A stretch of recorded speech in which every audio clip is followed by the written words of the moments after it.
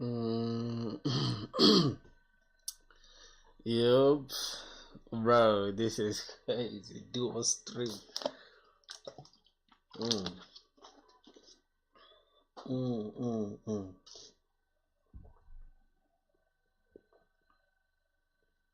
Wait, let me have a look at it. What's your city like?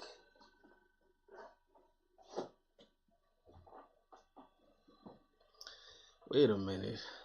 How comes the I can see my webcam for some reason. I can see my webcam for some reason. I don't know why.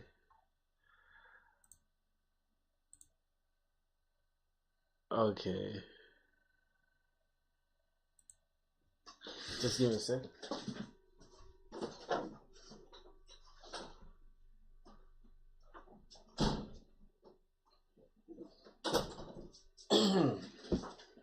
Okay, it's fine.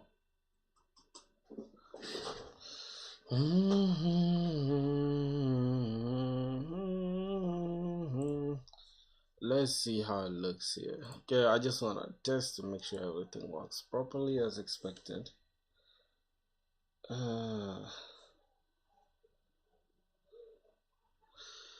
yo, what's good? What's good, y'all? Let me see. Okay, so it's actually working well on desktop, but the duo streaming thing. I don't know if it will ever like make the horizontal thing look good. I don't know. I have no idea. But it is what it is at the end of the day. So let's see what's going on. Yo, what's good? What's good, bro? How you doing, man? What's your city like? How you doing, brother? Chronic of Ages, my boy. Man, we still struggling with this rabbit MQ, right? I go back from college and I was so tired, so I had to sleep. But now I'm up and we healthy, we good. So let's jump on stream to see what's up. So good thing I can see, like I can see who's watching. I can even read your chat from here, which is interesting. So that's it. For some reason, I don't know. I just let me look at it from I don't know if I can see the short side of things. It is what it is though. So I think yesterday, if you guys were watching the stream, yesterday we stopped on how to activate this thing. You know how to run RabbitMQ, starting from how to add it to the dependency up to the application YAML, and we also added the order producer, and we did the consumer as well, and we even went ahead to draw like some. You feel me? I feel like these diagrams always help. I'm doing great, man. Just hopped. What did you say? Just hopped on to learn about RabbitMQ. Bro, you so funny, bro. So I'm here to teach you, right? That's great, man. I'm a great teacher, right? All right, that's interesting. So, as you can see, for RabbitMQ, I think we have four things, right? Or five things, if I'm not. Yeah, one, two, three, four, five. Yeah, we have messages as like the main thing because we are acting on top of messages, right? So the producer will send a message, the consumer will receive a message, then the exchange is just going to route messages to queues, and then the queues where messages are stored. So that's what we did yesterday, and we're doing good. So let's see what's up here. I'm just trying to make sure everything looks good. Okay, so gotta make sure everything looks great, man. So is there a way we can see like the shorts version of this? Let me see. How can I see the shorts version of this one? I can see the shorts version of this. I don't know. I don't know how, but yeah, I can see the shorts version. I wanted to see it like, you know. It's okay, it's okay. So let's continue going. What else do we need? Okay, so yesterday I think we tried to create something with it. with RabbitMQ. We try to create something with it. Now let's say I'm on show currently, and I want us to start small. Like we can have a medium level project that we can build in 2 hours, right? 2 hours using using I think RabbitMQ, right? So let's see if it's gonna give us that project. Yo, like the life, brother, like the life, you feel me? Yeah, so this is part 2, I think. Yeah, this is part 2. So let's see what we build. Upload image, resize to 3 messages, generate thumbnail, save URL to database. Image processing service. We can build this in about 2 hours, where we can upload an image, resize to 3 sizes, and then generate thumbnail and save URLs to DB.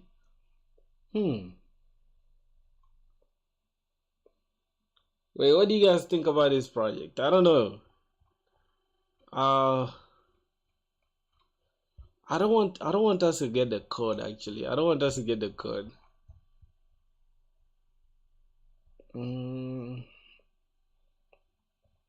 Okay. Oh, so this is, we're gonna need a configuration for that, right? So this is an image processor, image processing service. What we'll build, we shall upload image, resize to 3 sizes, then generate a thumbnail, and then save URLs to DB. Simple visual proves RabbitMQ works. So I think that's a good project to start with, right? That's a good project to start with for sure. Java image, no external dependencies required. Okay. So what are we going to need? We're going to need the application YAML, and we are going to just use this JDBC in memory. I think we should use Postgres. I think we should use Postgres for this for sure.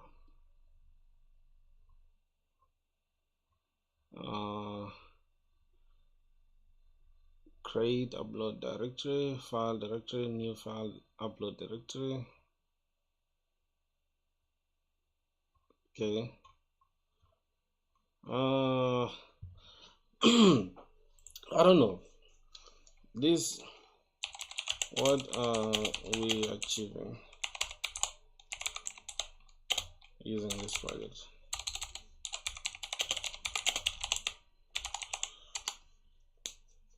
You know, sometimes it's always good to like have a goal of what you want to achieve with a certain project than just learning things just randomly. So let's see.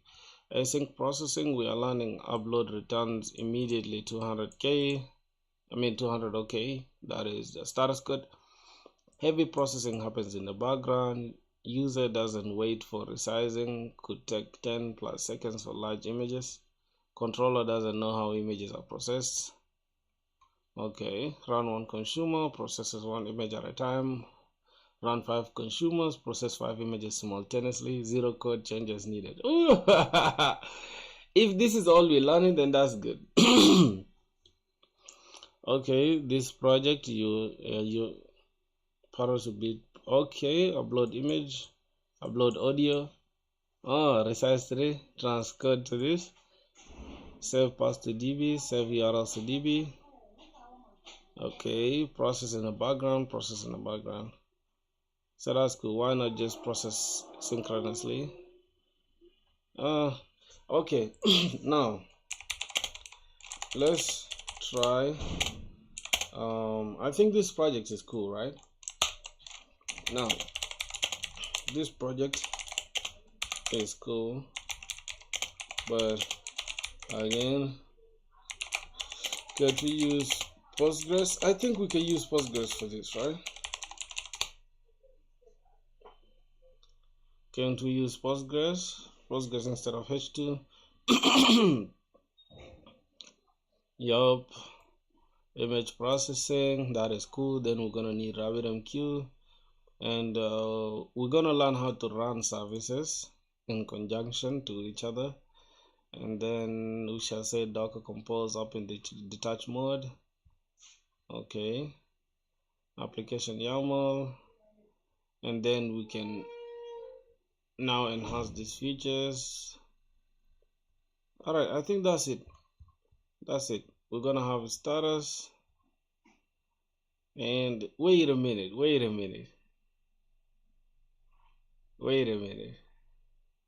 Why do we need custom queries though? Why do we need custom queries? Select I from image. I where I dot uploaded is what is that equals to is greater than or equal to since ordered by this. Yo, this is kind of complex, right? If you ask me. Okay.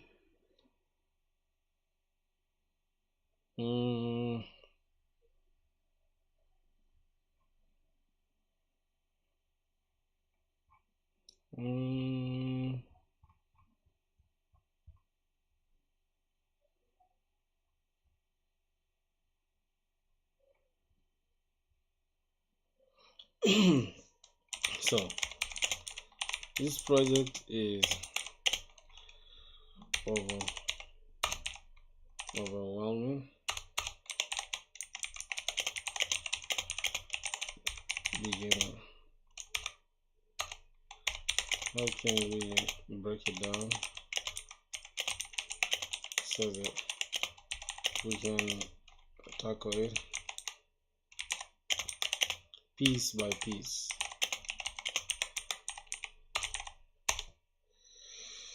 Yo, happy new year. Yo, what's good, bro? How you doing? Happy new year to you, my brother.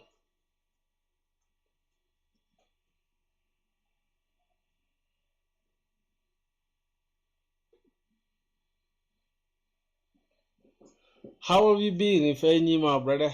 How's life, man? How is Niger? Let's see. Happy and New Year, right? Wow, 2026, bro.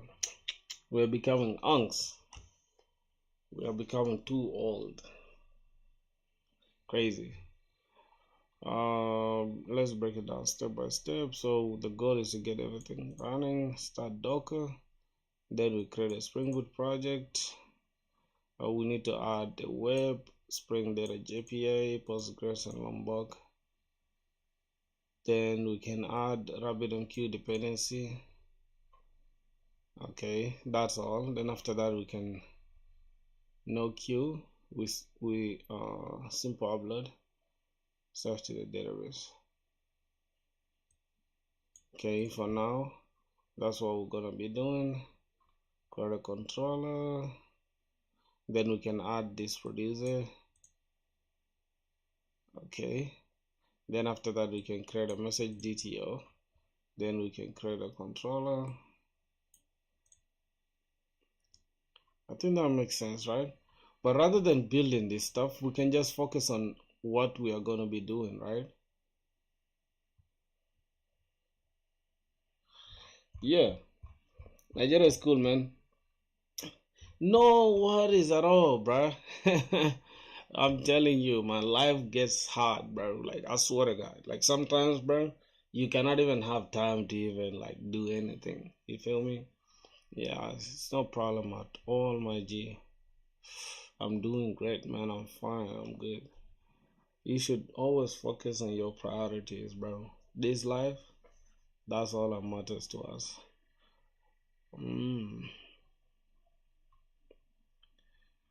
Let's see, image message because a new message, you get this ID. Now here's the thing, right? Building this project that I'm not interested in will not make it easier for me. Okay. How about we break it down and see see how we can focus on the RabbitMQ part first. I think, wait a minute, let me see what's gonna happen here.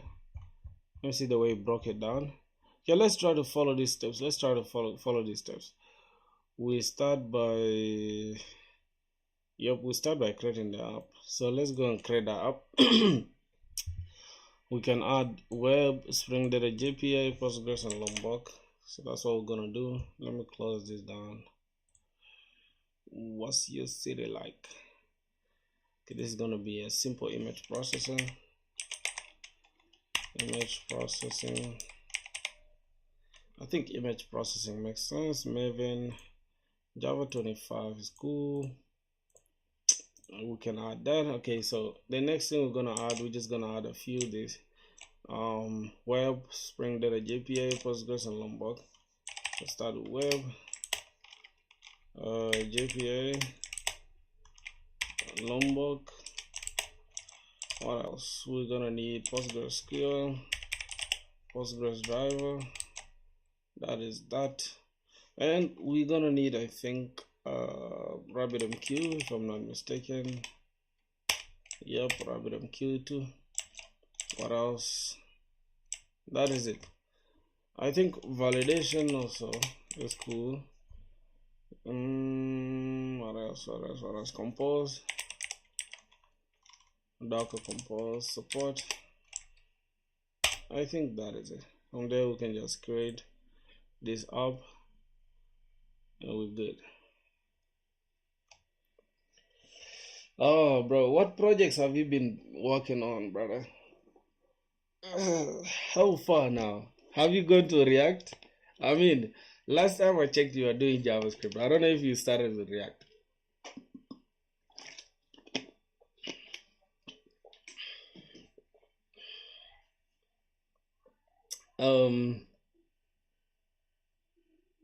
I'm telling you, bro. Yo, RabbitMQ is OP. Why do you think I'm stressing about it? Why do you think I'm stressing about it, bro? It is totally OP, brother.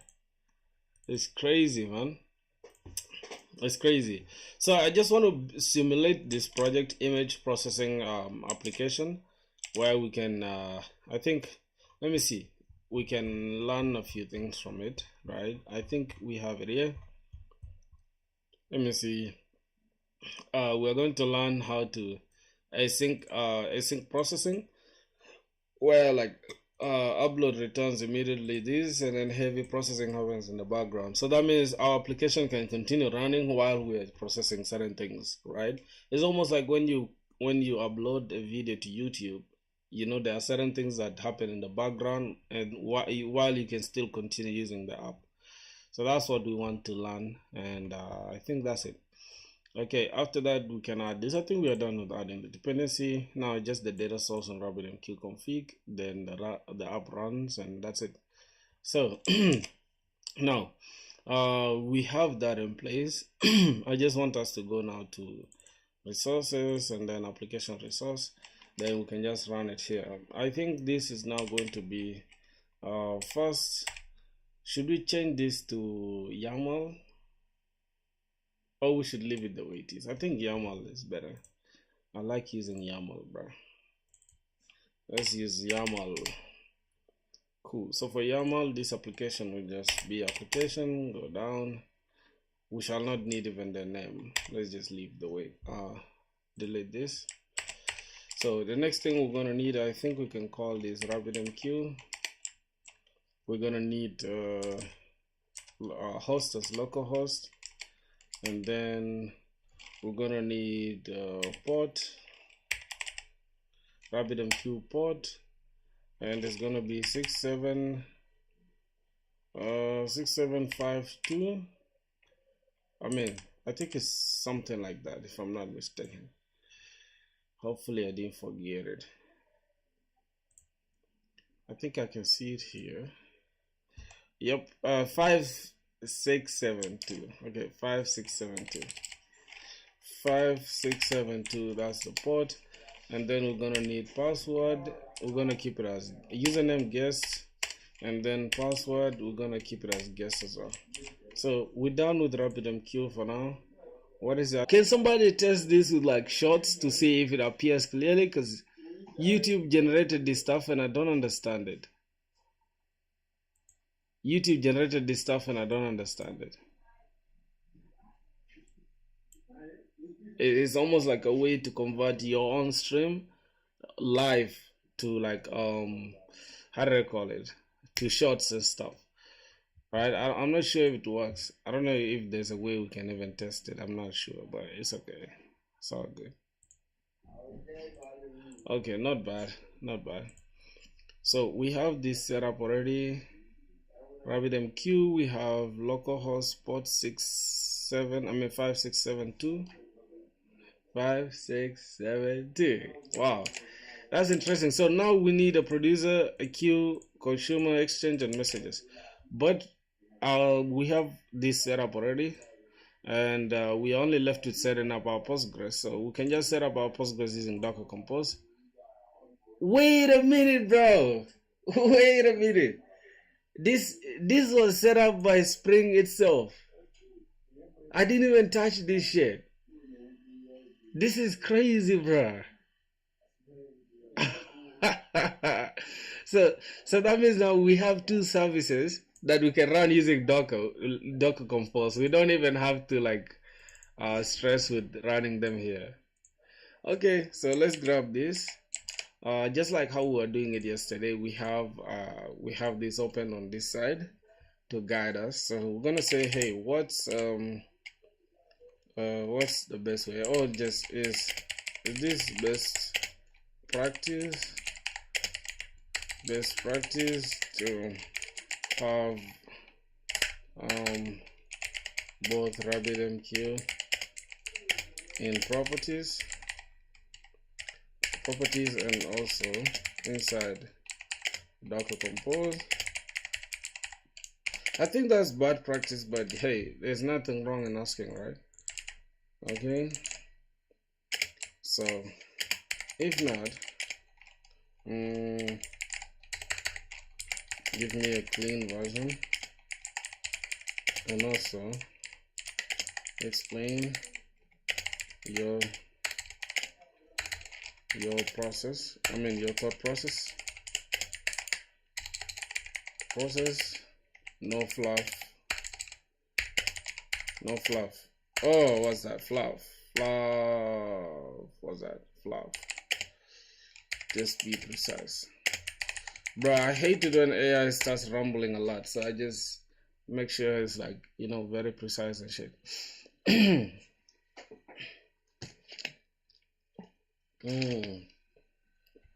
The clean setup is to define RabbitMQ once in Docker Compose and then point Spring to it via host service name or even environment variables, not hard-coded localhost credentials. Now what to change? We need to give RabbitMQ a clear service name and map ports only if you need host access.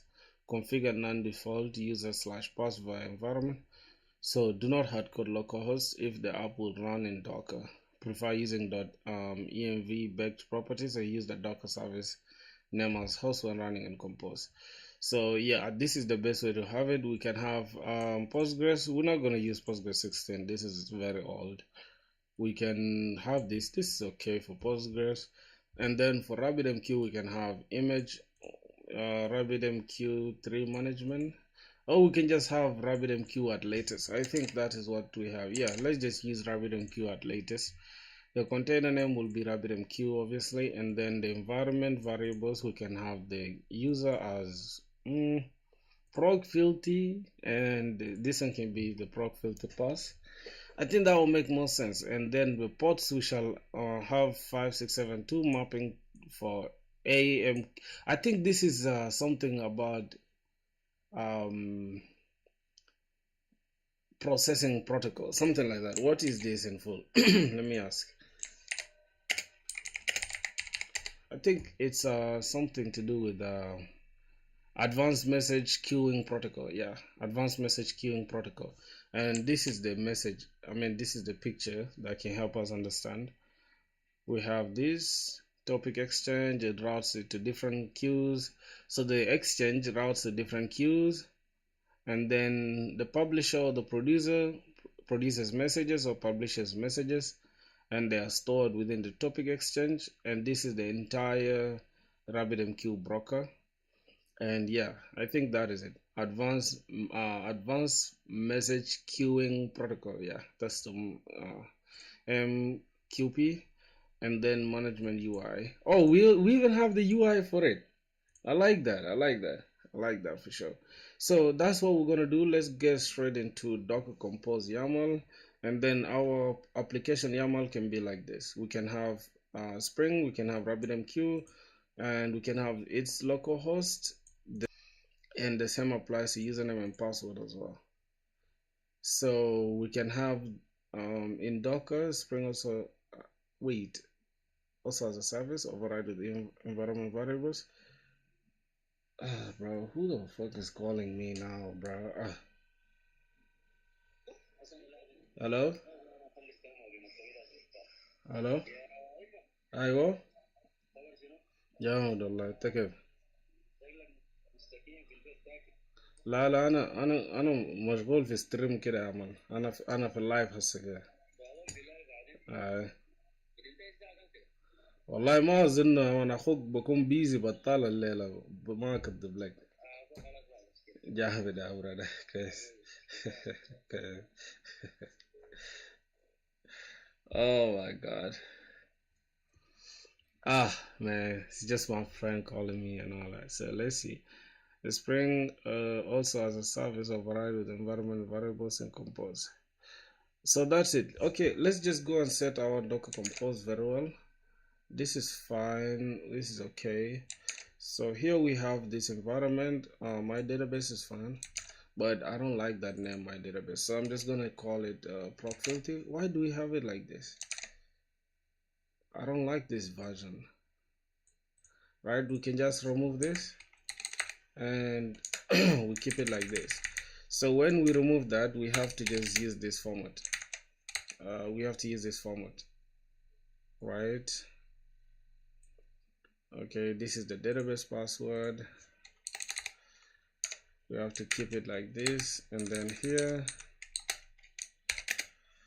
and the same applies to this as well. Okay. Yep, I think this is fine now. We have my password. We can also change this as well. Let's keep it as this format. Yo boys, do you guys find it fascinating, like learning new stuff, or you guys just go by the flow of tutorials? I feel like YouTube tutorials are not good, especially when you want to learn. They will never like make you learn anything new, I promise. Okay, so we have image. Okay, the same applies to this image. All right, so we have Postgres at latest database. Let's just call this what, image processing, or PG, PGDB. I think image processing DB makes sense. And then password, we can have it as this is going to be Postgres, so we can just call this PG pass, and the same applies to this. We can just call this PG user, right? That's fine for our Postgres, but I think let me just put Emma, and then the password can just be Emma pass. I think that's fine. That's fine. Port. Okay. Trying to avoid this format, bro. 5432 mapping to 5432, I think. No. What's this format? What's the port format here? Yeah, the port is supposed to remain like this. 5432, 5432. Yeah. Format should be like this. 5432, 5432. It's okay. I think this works as well. This just takes it like, okay, whatever that's on this side is the same, but it's okay. Let's just do it like that. Okay. Alright, so we can just keep it like this for now. Now the RabbitMQ password, let's just call this image processing. I mean RabbitMQ pass. I think that's okay. RabbitMQ pass, and then you can just say rabbit user. Alright, we're good now. We're good with this entire Docker compose and all that. We just have to change this YAML, I mean application folder, to accept that. So we can just copy this. It's already configured to use everything that we have here. So the host is Spring RabbitMQ host is going to is mapped to this local host. This local host that we have, I mean, where is it? To this port. I mean to the Spring localhost, and then this is going to be our localhost will be 8 port, I mean HTTP 8080, something like that, and then this is it. So yeah, that is that, and then port is the same here. Okay, this is all for RabbitMQ. Then I want to ask a question. Are we not gonna add Postgres as well? So we're not gonna add Postgres to the application YAML.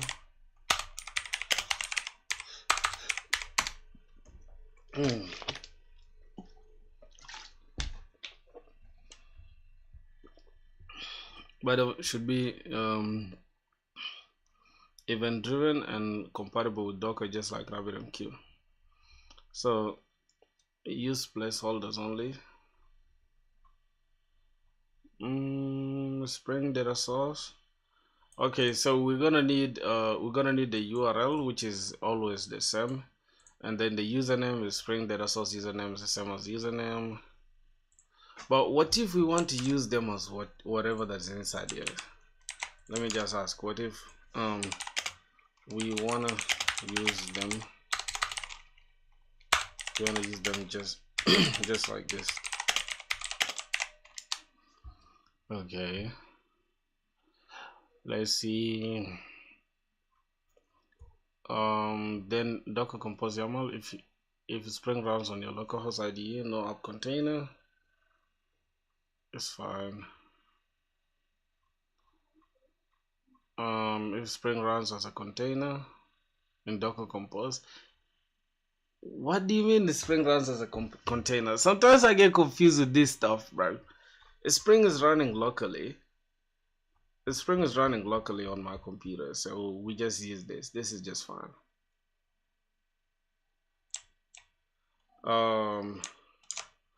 Okay, I mean currently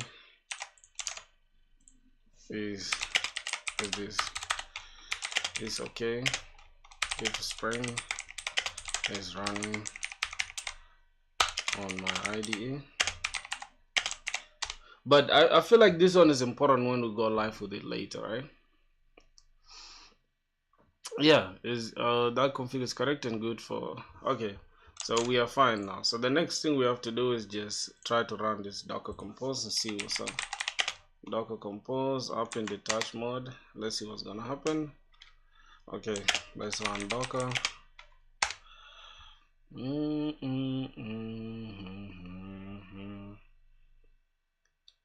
Yep.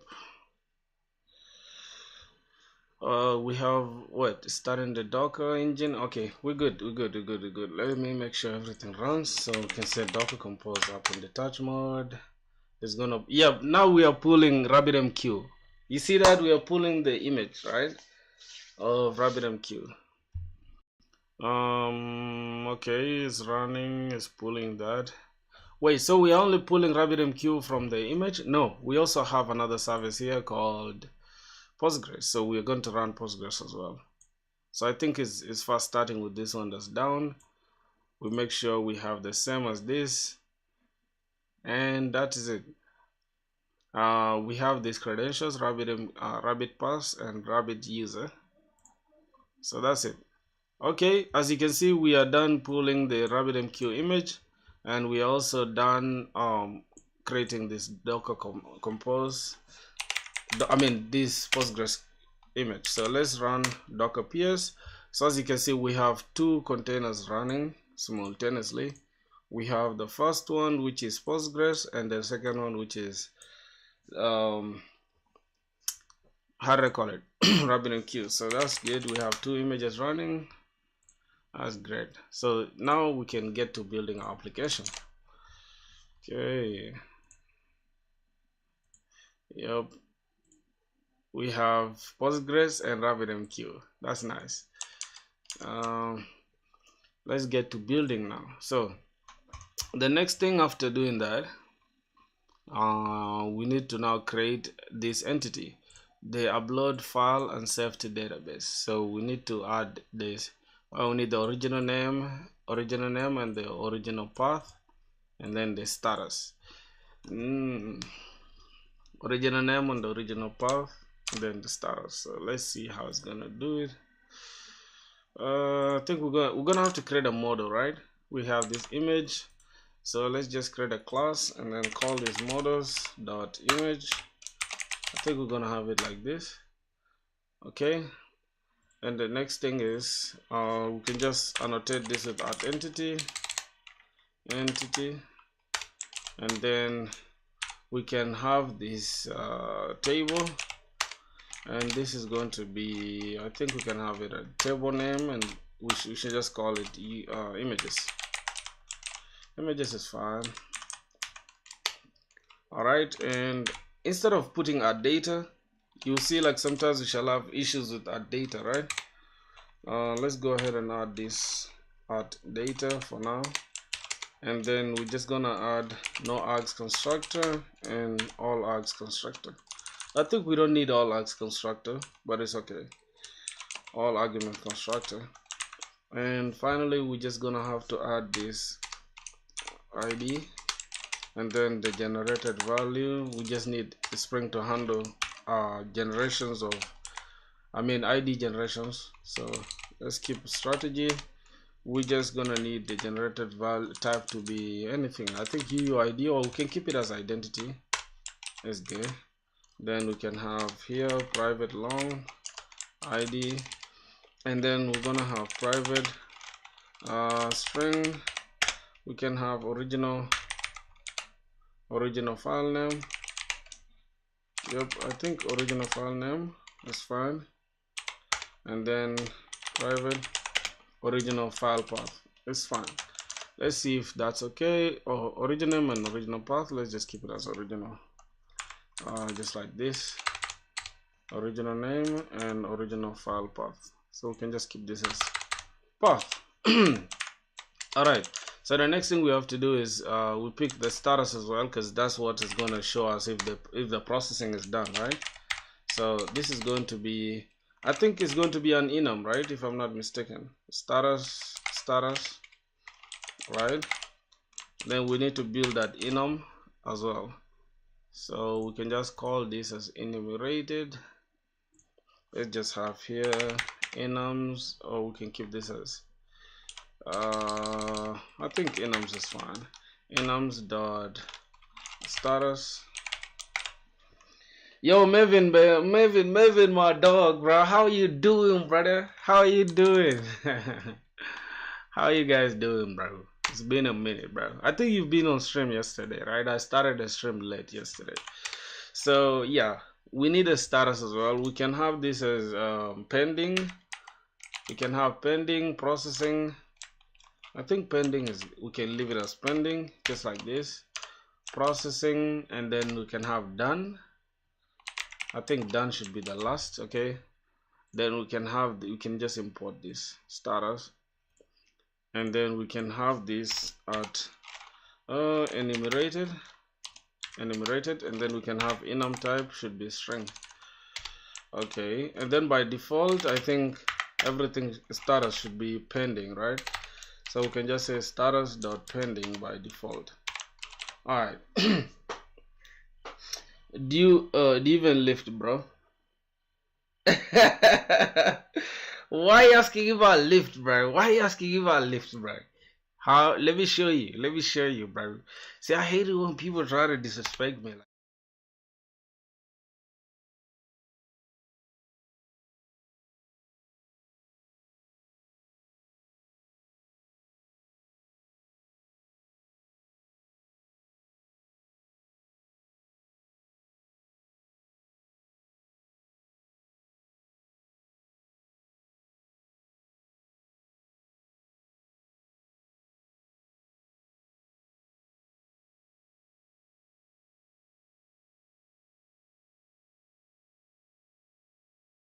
God, bro. God damn. Okay, don't do that. I'm good, bro. I'm good. I'm good. I'm good. What is actually RabbitMQ? RabbitMQ is a message broker, bro. See, if you look at this image, this is a producer, this is a queue, this is a customer, this is a consumer. Goddamn. This is exchange. So as you can see, RabbitMQ, it just helps you to decouple your application, right? Now let's look at this. Let me show you this example. If we have you know what we normally do, right? What we are used to doing, we normally just do this, right? We have a simple RESTful API we use. So this is a REST API. This is a RESTful API, right? We just send a message, say, hey, bro, send a post request. Let's say, for example, okay, just like this. Now I'll show you what we are trying to solve. Okay, let's say we are sending a post request to let's say slash something. Okay, let's say we have a store, right? Payment service, we have payment service here, or we have order service, right? So we have order service here slash order slash I think we can have create order, something like that, right? We can keep this as orders, something like this. We have this endpoint and we are trying to create an order, and at the same time there's also another version of this stuff, part of the system as well, that is like the inventory, right? We also trying to inventory, something like that, and we are trying to let's say somebody bought a product from us, so let's try to reduce inventory, right? That means we need to deduct it, something like that, because somebody has already bought that product. So let's say reduce inventory, something like that. Now this was gonna happen, right? This this service, I mean this endpoint, right, has to send a post request to this our stuff, our backend, right? And after that, our backend has to respond with like, okay, cool, that has been created for you. Okay, so this messaging here is asynchronous. That means we are dependent on this backend to respond to us that, hey, I'm done creating. As soon as there's something wrong with this, the entire system now falls down. You get it? But what we are trying to do right now is that, as you can see, this inventory service is dependent on this, how do I call it, the order service. So they are tightly coupled together. And now introducing a message queue is going to just decouple these two, so that these two here don't have to communicate with each other directly. This one just has to produce an event and talk to a message broker that will sit in between these two events. Let me show you. Here we just introduce a message broker. I know my animations here are not very accurate, but you get the point, right? We introduce a message broker that will break these two communications down, so that now we don't have to be tightly coupled to one another. This has to just produce an event and tell our, as you can see here, a producer, we shall just send an event or a message actually to our broker that, hey, I'm done creating my part, which is creating the order. So go and handle your part, which is the inventory. Then now the broker will now send this message. Okay, this is like a queue, right? You have to wait in a queue. So your message will come and then it will wait in the queue. As at the same time, inventory is also performing its duty, right? As soon as it gets the message that, hey, the order service is done processing, Now the inventory service will consume that event and take it and say, okay, you're done with your part, let me start with mine as well. So there you go. That is decoupling the service. So I think you can do more research on that, but yeah, that is what that is what this message broker is doing, right? Which is RabbitMQ. So so I'm trying to just build a simple image processing application with RabbitMQ just to teach myself RabbitMQ. I think that makes more sense, right? So there's something wrong with this. Let's replace these annotations.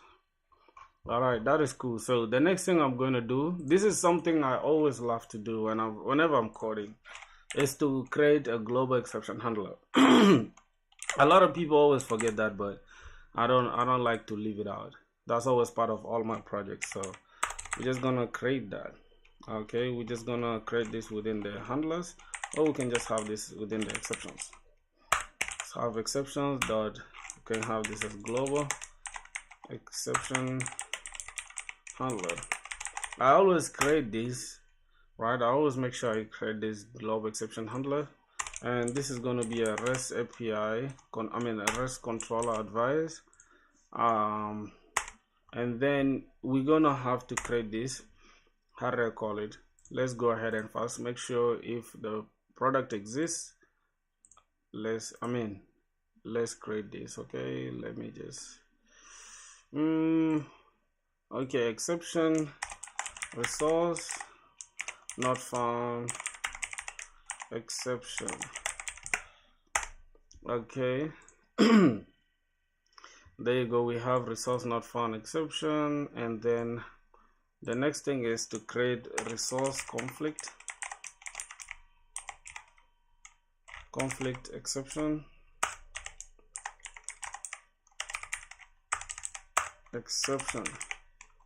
What the hell is this? Exception.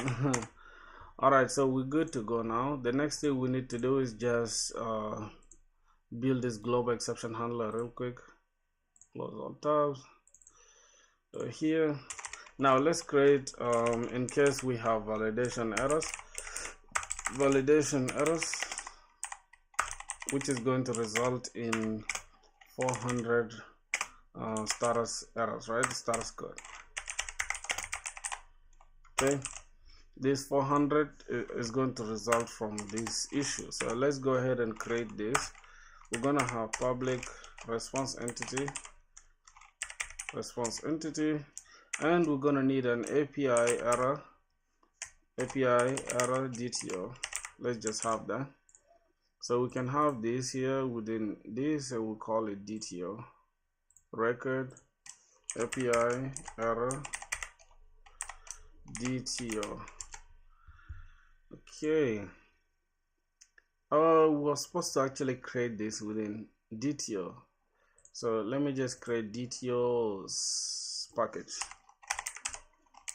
DTOs. Then let's take this error, put it inside here, refactor, and we're good. So from here we have a record. First, we're gonna need the message, right? So we're gonna need the message, and we're gonna need the status. So we can have the status like that. Status. And we're gonna need the path, right? So the path is also gonna be string path, and then we're gonna need the local date time for timestamps, not local date, local date time, local date time for timestamp. I think we can call it timestamp. Okay, then now we just have to use this. We have to use these ones here. Let's just import this class. Okay, we have that, and then we're gonna have handle validation exception. Just have that. We're not gonna keep this here. We're gonna have this exception handler that is going to take in not resource form, but we're gonna have method argument valid exception, something like that, and then we can just remove this. Then we can have this as well. We just keep it like that. And lastly, we're gonna need requests. Let's keep this servlet request, http servlet request, http servlet request as request. Okay, and then we can have a message, right?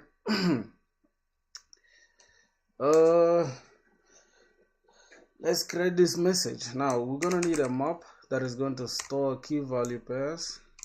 Now we're gonna keep a string and a string as well.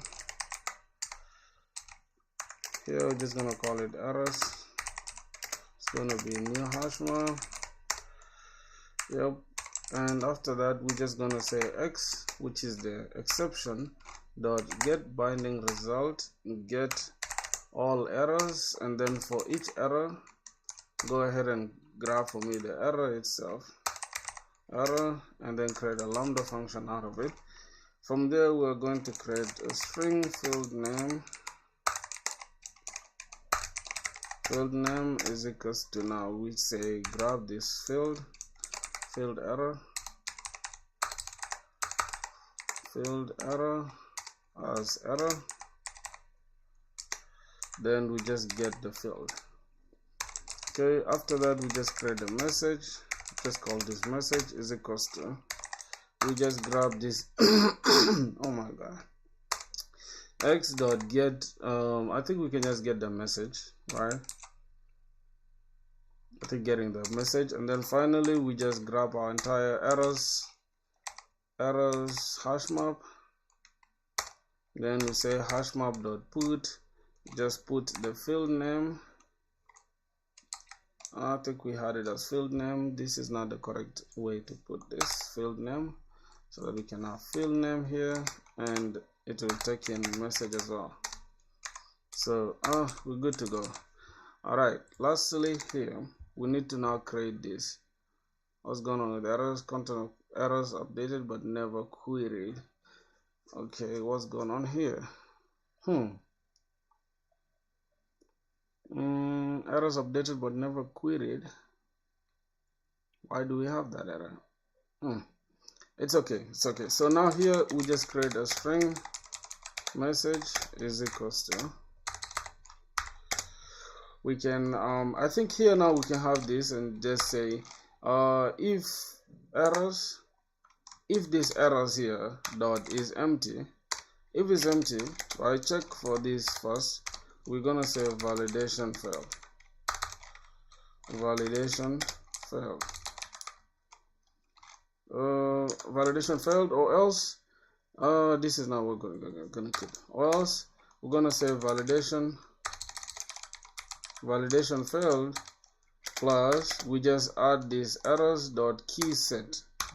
Make sure we grab the key set, and then that is it. That's going to be the message. And then we have to create this API error DTO as API error. We're just going to keep it as API error is equals to, we can now create this new instance of API error DTO, and we can have something like this.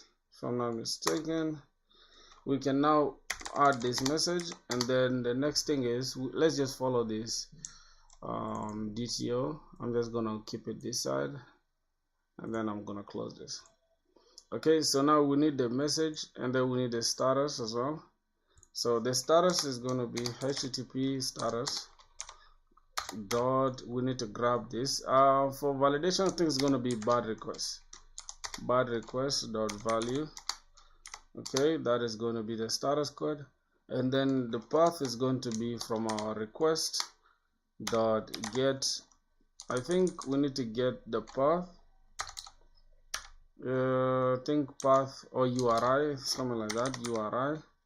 Yep, request URI. And then lastly we're gonna have local datetime, local datetime. Oh, we need this. Okay, local datetime dot now. So there you go. What's going on here? Insert new. Okay, we need new here. New. Okay, fine. Now here we just have to only just return this response entity new response entity, and this response entity will take this API error that we have, and then it will just return for us the status code. http.status, we're gonna grab this as bad request. So that is it for the first part. I think now, for now, creating this one will it will be stressful for now, but later it will be easier. Hello, brother. Yo, Patil, how are you doing, brother? I'm so bad when it comes to pronunciations, okay? Especially pronouncing Indian names. They give me a very hard time, so I apologize, man. Patil, how are you doing? Welcome to the stream, bro. What's good? Alright, so the next thing we're gonna do, this is for validation errors. So now we need to work on this is now what we have 400 status code. We now need 401 for unauthorized, but I don't think we're gonna need authentication here. Well, let's just keep it like that, okay? That's in case we add authentication. Now we don't have to create this from scratch. We just have to change a few things. For this one here, this is just going to be I think we can just add it here to the global exception handler. We just create a new exception and we're gonna call it resource. I mean, we can have this as a access denied exception. Yeah, let's just call it access denied exception. What about you? I'm good, man. What about you? I'm doing great, brother. I'm doing very, very good. I swear to God, doing very, very good, man. How's life, man? How are you doing? How is India, by the way? Are you from India or Pakistan? One of the two. Here we're going to have we have access denied exception dot class, and then let's just replace it with this access denied exception as X, and we're not gonna need this entire hash map. We're just gonna stop here, remove that, and we're just gonna use it here directly, x.get message, and this is going to be not authorized, I think, if I'm not mistaken. Not authorized. Not authorized.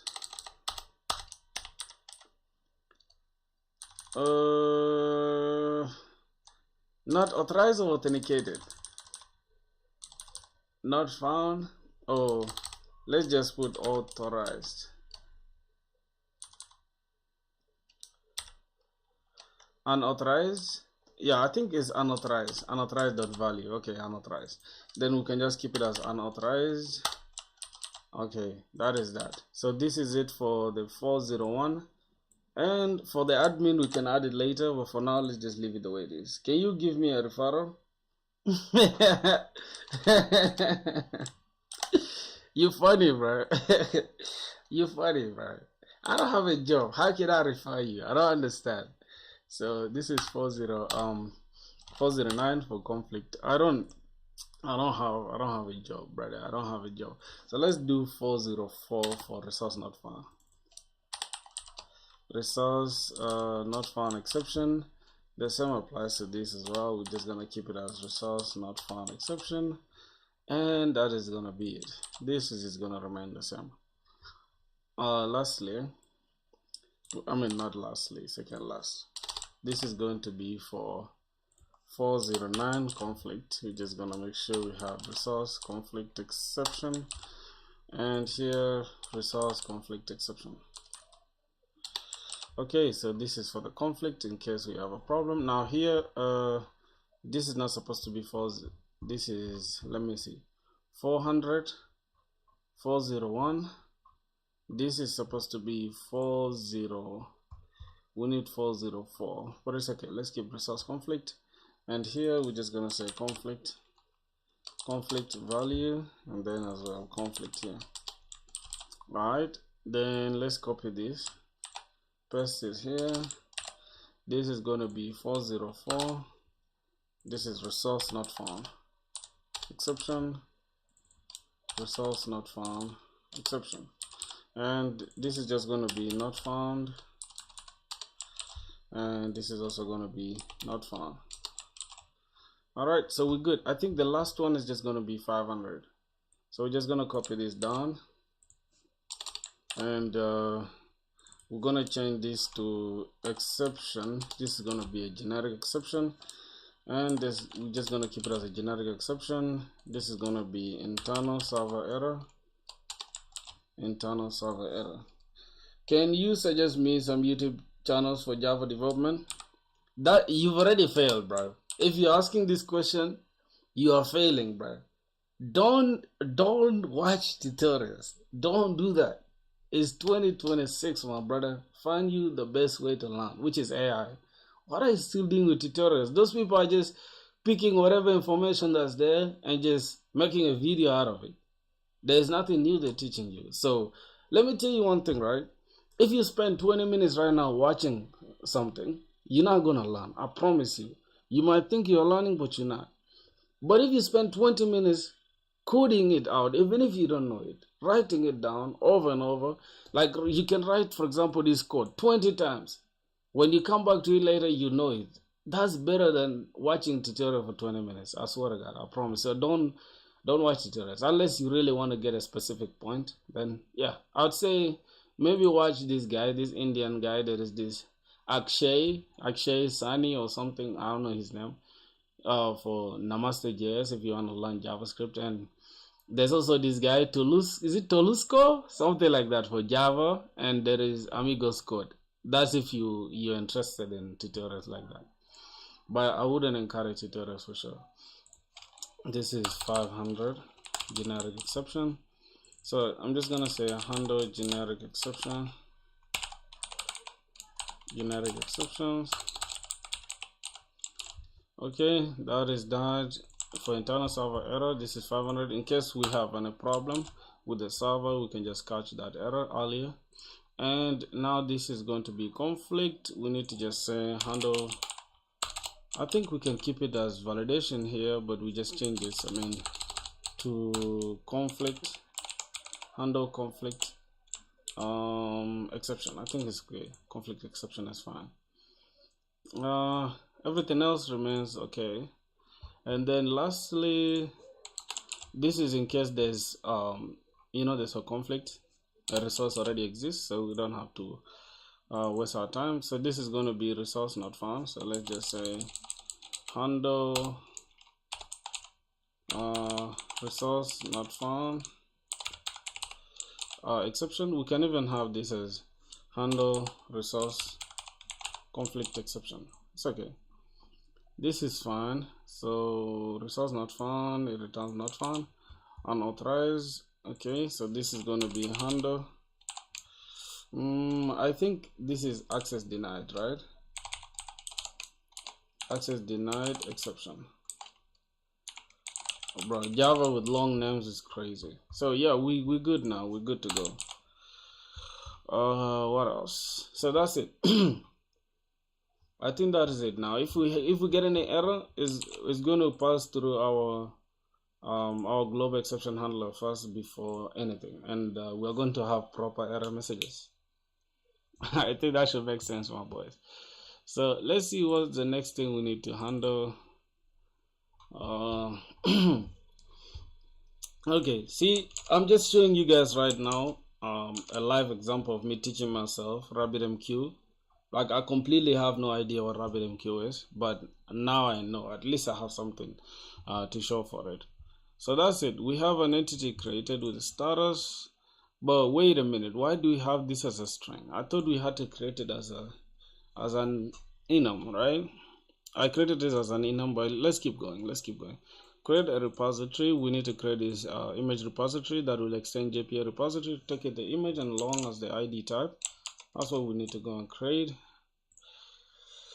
Let's go ahead and create that. So I'm just gonna say create repository.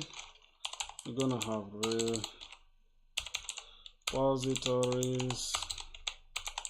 repositories dot image repository. I think image repository should be an interface. Good. Okay, that's an interface. Then this is going to extend JPA repository that is going to take in this image, which is our model, and then the type is long for the ID. I think that's it, right? Yep, the ID is long. Private long ID, generated type is identity. Yeah, we're good. So we have that in place. I need your support, man. What did you say, bro? What did you retract? Tutorial hell. Chris, yo, Chris, somebody wants to be in tutorial hell, bro. Imagine you just be in tutorial hell casually. You casually throw yourself in tutorial hell.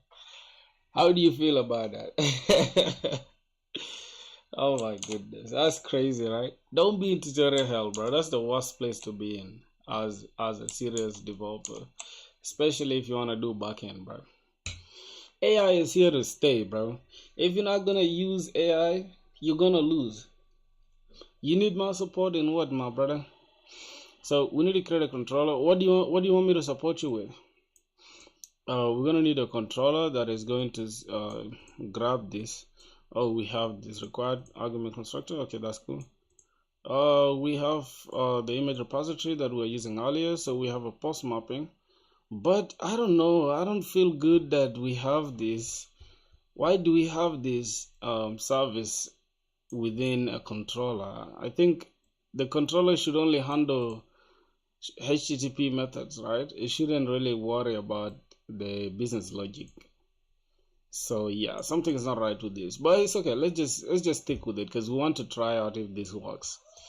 So here what's happening is that we have a multi-part upload where we're going to say if we hit /upload API images /upload and then type image, that is going to be our okay, it's taking the image as a type, upload, then request parameter, it should be a file, and multipod, we are going to call it file as well. Then this will throw an input output exception. We have a path that is going to be ./uploads. This is the path that we shall be uploading our images to. Why are you crying in the chat, my boy? Why are you crying in the chat? Yo guys, listen. If anybody is in 2026 and still doing tutorials, we're gonna slap them, bro. Okay, there's nothing wrong with tutorials, right? But is everything wrong when you do tutorials and not learn from them? You get?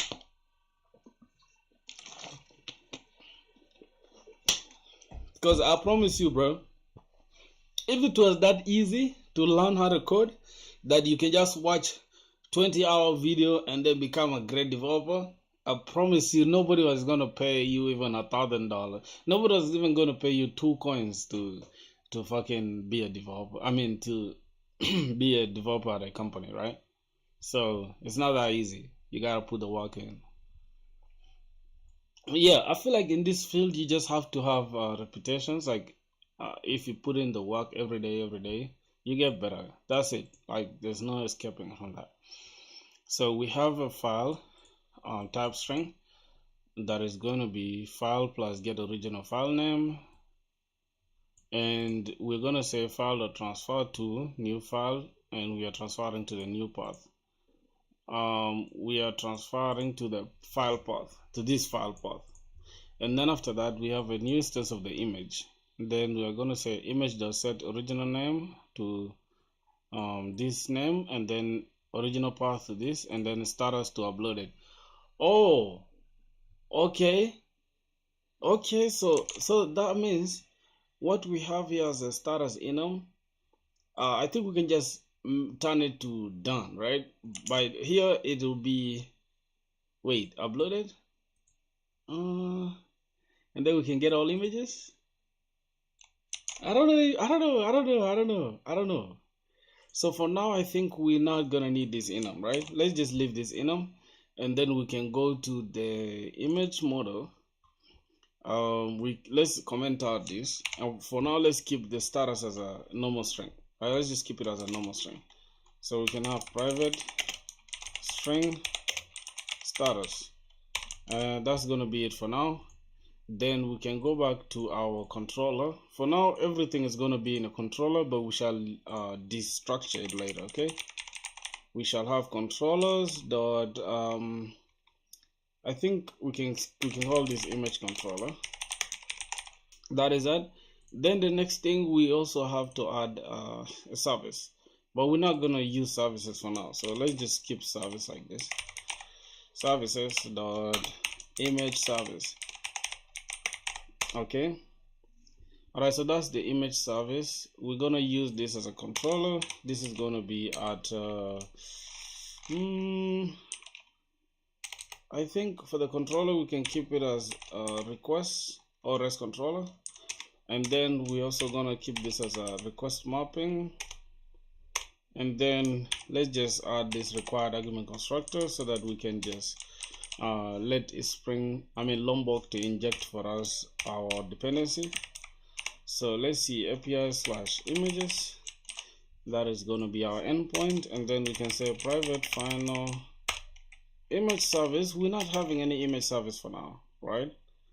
Let's just call the repository. So we're just going to say image repository as image repository, and then we can have a post endpoint to create that image post. So let's say public, we're gonna take the type of image, and then we're gonna say I think it's create image if I'm not mistaken, or upload image. See, I think it's just upload, right? Let's keep it as upload image, and then it's going to be the multipart, right? So we're going to grab let's say request. We need a request body,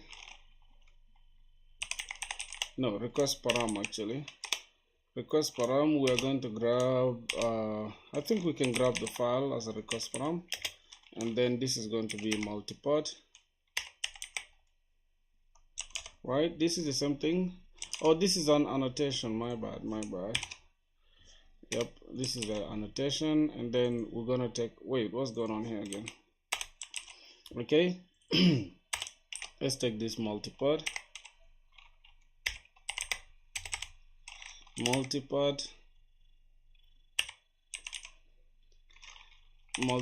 is not multipart stream, right? It's just multipart file. Okay, multipart file.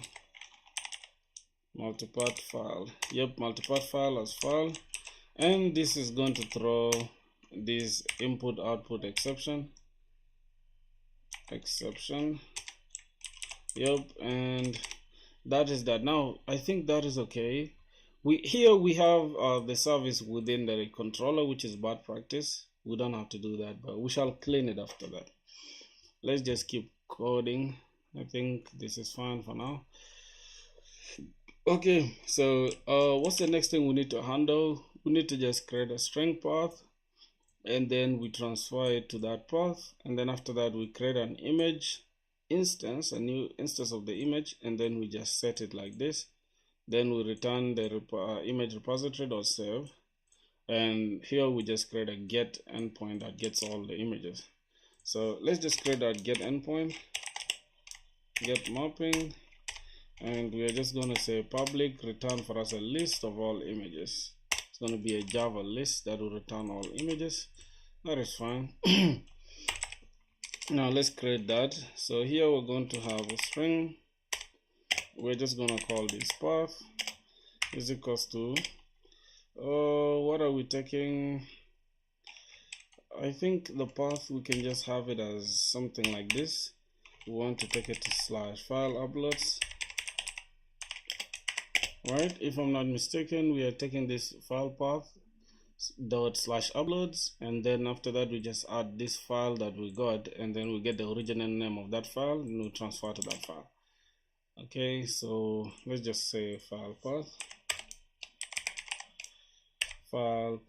Okay, then we have this as uploads. I think let's just keep it as uploads.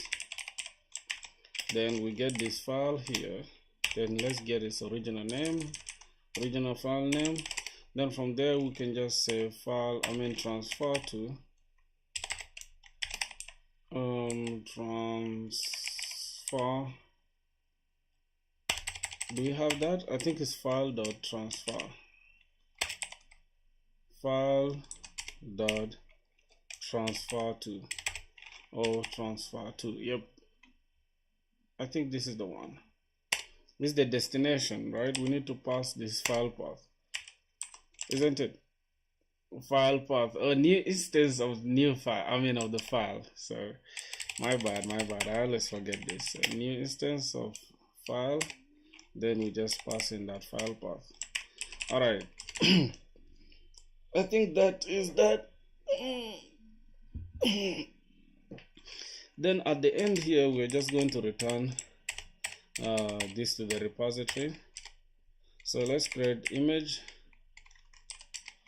as image is equals to new image, and then we can just say image dot get original name, and then we need to set it. So we're going to say file dot get. Wait a minute, are we interacting with the file directly? File dot get original name, I think that is it. Oh, we are setting instead of, yeah, we are setting. So let's say image dot set original name, then we get this file path dot, not file path again, dot regular file dot get original name, file name, and then we set this image dot set the file path. Oh, the first one was file path, so the second one should be the name, right? So image dot set the path, original path. Let's take this file dot get file path, right? I mean, I think the path should be this file path, if I'm not mistaken. Yep, yeah, the file path should be file path, and then we can set this status. So let's say image dot set status. We can set this status to uploaded. So I think that is it, and then we just return image return image repository dot save entity, and then we just save that image entity, and then yeah, that is it. Now I think this entire thing we can leave it, this one can be handled by the controller, right? I think this entire thing can be handled by the controller, but we shall improve on this code. Let's keep going. So now if we test this, we should be able to test with Postman, and then we hit API images. That we should see the record, right? So that is it. Let's see. I don't know. Can we try it? Can we try this? Oh, we need to change this into post endpoint, post mapping, and that is it. So yeah, slash upload, right? Okay, so that is it, and then we should be able to grab our images from here. So let me just run this application now and then test it out.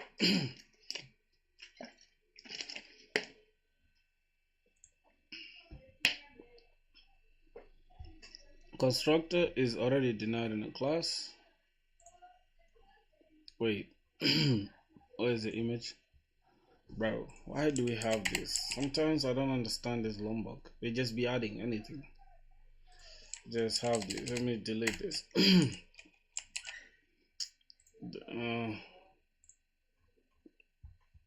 Why do you have some? Okay, Lombok, it just be adding certain stuff that we don't really need. Let me just delete that. Okay, keep it casual, keep it clean. All right, let's run it now. So hopefully our application should be able to run now, given we are even running Docker Compose and everything. So we have Tomcat running. Let's go and check our terminal.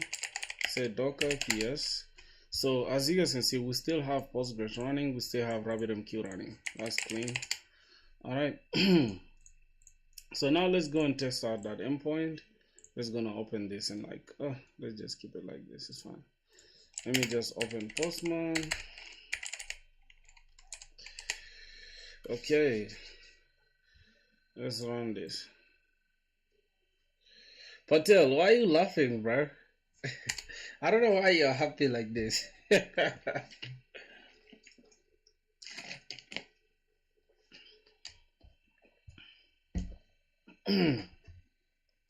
All right.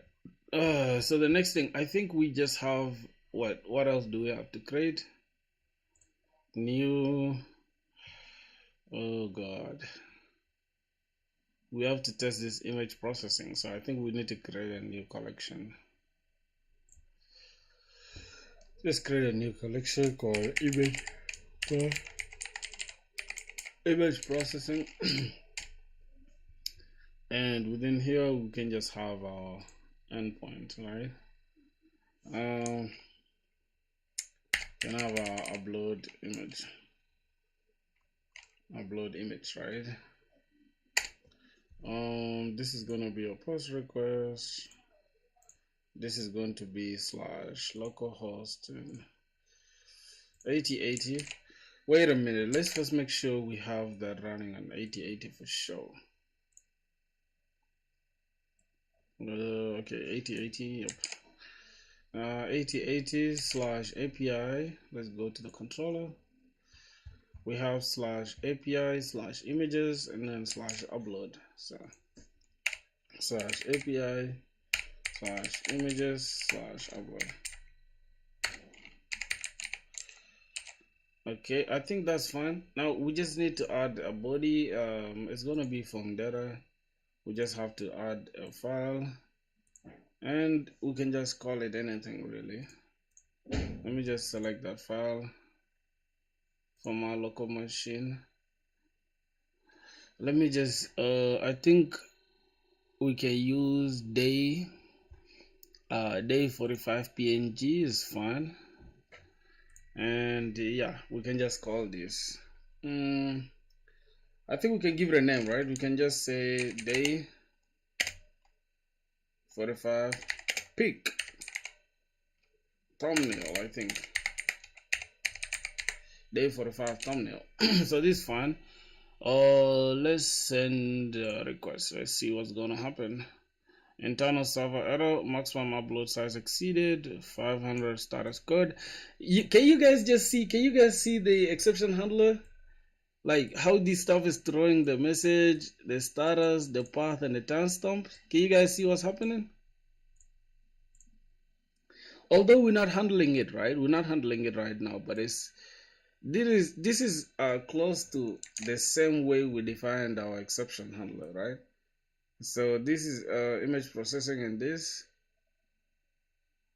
image process application. So we have an issue, we've exceeded that. So that means this image is large, right? Let's try to use something small. I don't know, what's the smallest PNG? It could be this circle PNG. And let's change the name to circle pic. Okay. Let's send this. How? What's happening? So we are using this file path. We are creating them here. Do we have a file path here? Oh goodness. What's not happening? So we have a file path. File that get original file name.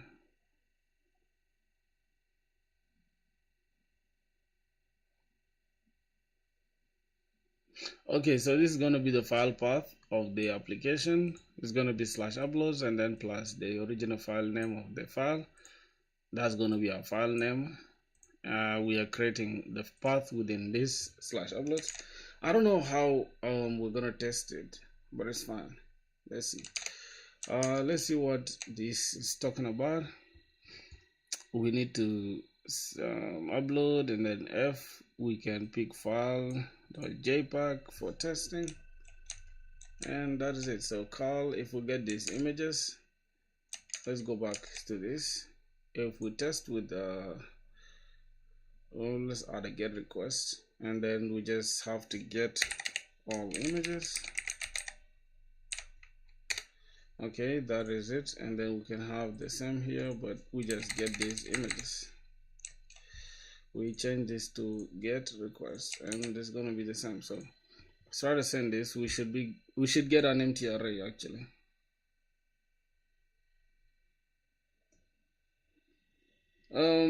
Which course do you take? In my university? You mean in my uni? Are you meaning in my uni, brother? Okay, this is images. I do computer science. Comsci, man. Comsci. Software engineering. I think it's Bachelor of Computer Science and Software Engineering, something like that. I was going on here. JDBC exception, executing whatever does not exist in this file path. Okay. So currently, what's happening is that for some reason, let me use this image. We have this original name, we have the original path, and we have the status. So I do not understand why it's not creating this. So this is going to serve it to the database, and then when we hit this slash upload, I think this should be the problem, right? I don't know why we're facing that error. That's okay. Let me ask, what's the point of this error? Let me just ask here. How do we have this error? Hey, I speak English, bro. I don't understand that language. Postgres is telling you that images table does not exist in the current database schema, but your JPA repository is trying to query it. What the error means is that file relation images does not exist. The table relation name images is missing in the database schema. Hibernate is generally select from resources, so it expects a physical table. All right, I think the problem is here. I think the problem is here. We need to send this, right? We need to send this. Let's go and create this schema. Let's go to the source resources. Let's open this persistence layer. Let's go and create this JPA. I think we should just create this JPA entity. New entity. We can use flyway if I'm not mistaken. Can we use flyway? Do we have flyway here? All right, let me just go add flyway. Let me just add flyway real quick. So let's go to pom.xml. Let's use pom.xml. Add status.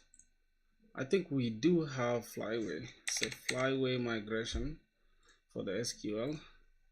Okay, let's just add it and let's refresh. Brother, I want to do an internship. Tell me something. What do I need to do? I'm in my final year. Bro, when it comes to internships, bro, I feel like you just have to do DSA and have proper projects, right? As soon as you have good projects and you're doing DSA non-stop, I think that should be enough, really, unless you need something else. I'm gonna stop this for a second. And yeah, I feel like with DSA, really, I don't have much to say, brother, when it comes to that, for sure.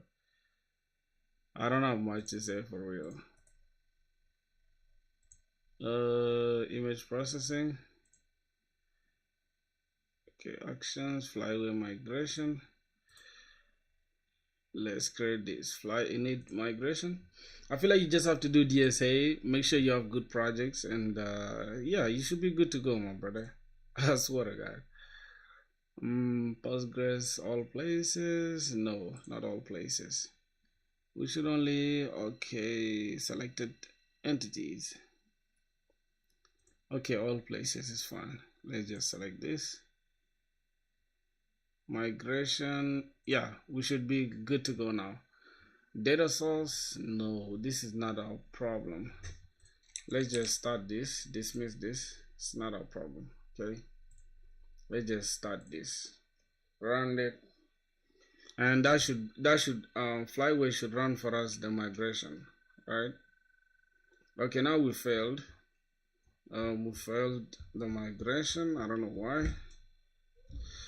let's go to our config. DB migration. Okay, this is it, but we need to go inside our what else, oh god.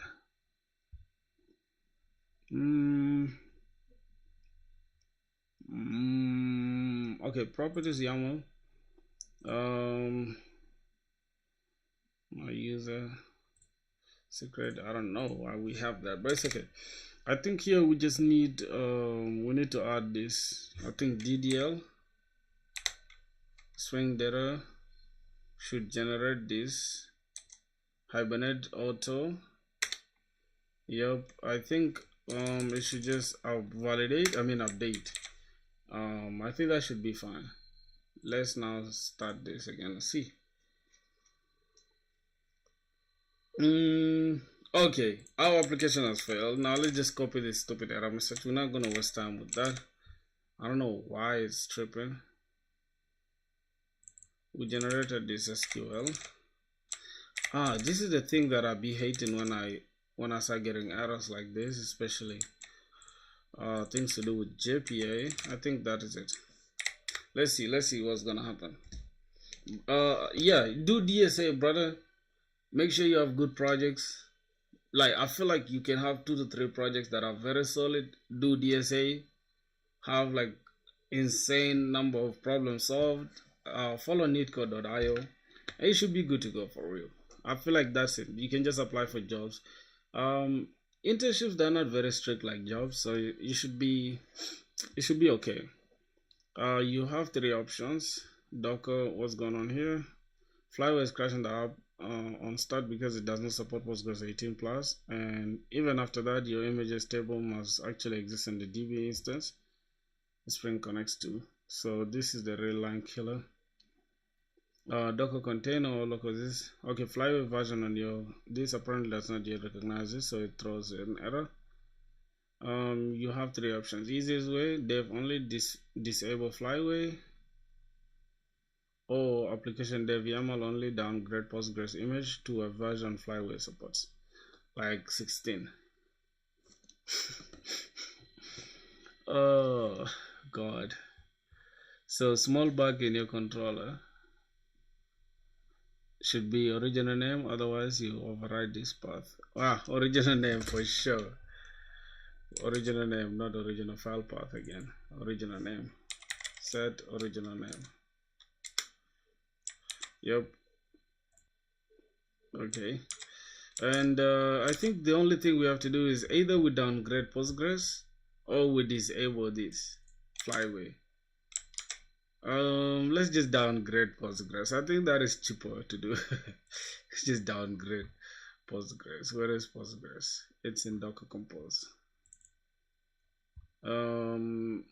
Let's just use Postgres 16. I think 17 is fine too. Let's just keep it as 16 Alpine, and then we can just run this again.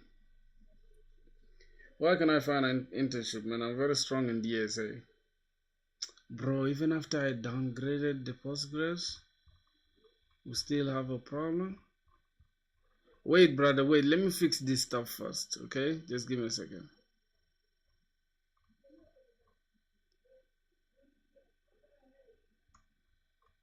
Bro, even when I downgraded this stuff,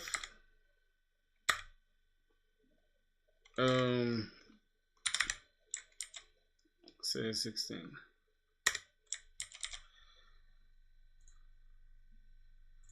Let's try it one more time.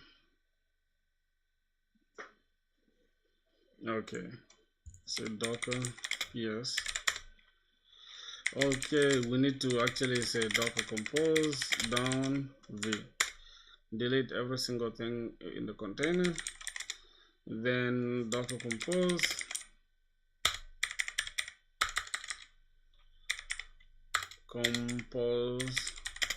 up in detach mode. Hey guys, I got a new MacBook Air M4. Yo, unnatural, my boy. Oh my god, man. Yo, I'm proud of you, bro. That's my target, man. I need to get that MacBook, bro. Yo. Java was good. What's up, bro? How you doing? I've also done this using data structures and algorithms. How many problems have you solved now? Hey boys, hey you guys, bro. Don't be jealous, okay? Go and tell my boy Unnatural. Go and tell him congrats for his new MacBook M4A. Don't be jealous, my boys, okay? Go and tell him congrats. Okay, say Docker PS. We have that. Let's run this again. See.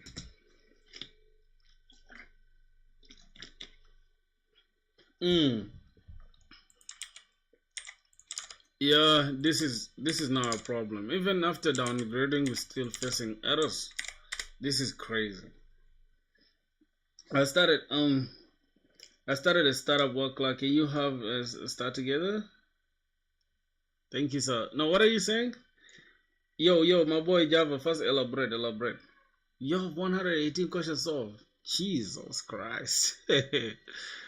uh. That's crazy. So we just disable it now for the latest image back. And then I think I just have to disable this flyway. That's the only way I'm going to survive. Disabling this flyway. Let's say flyway disable. Oh, this is in compose. Okay. Just gonna say flyway callback. No, flyway enable true, nope, enable false. Okay. I think we just disable the flyway for now. Can you GitLab? Can you try GitLab? What is GitLab? I've never tried GitLab, bro. So I think it's fine now. I've never tried GitLab. Let's send now the image. Yes, now we are getting empty. We are querying the image table now, right? And then we can upload finally. Let's upload to slash this. Required part file is not present. Okay. Are we not getting it with form data? Oh, wait a minute. Let me send this, right? And let's see what's going on with this. Okay, we're getting this error. What's that? What are you talking about? What's that?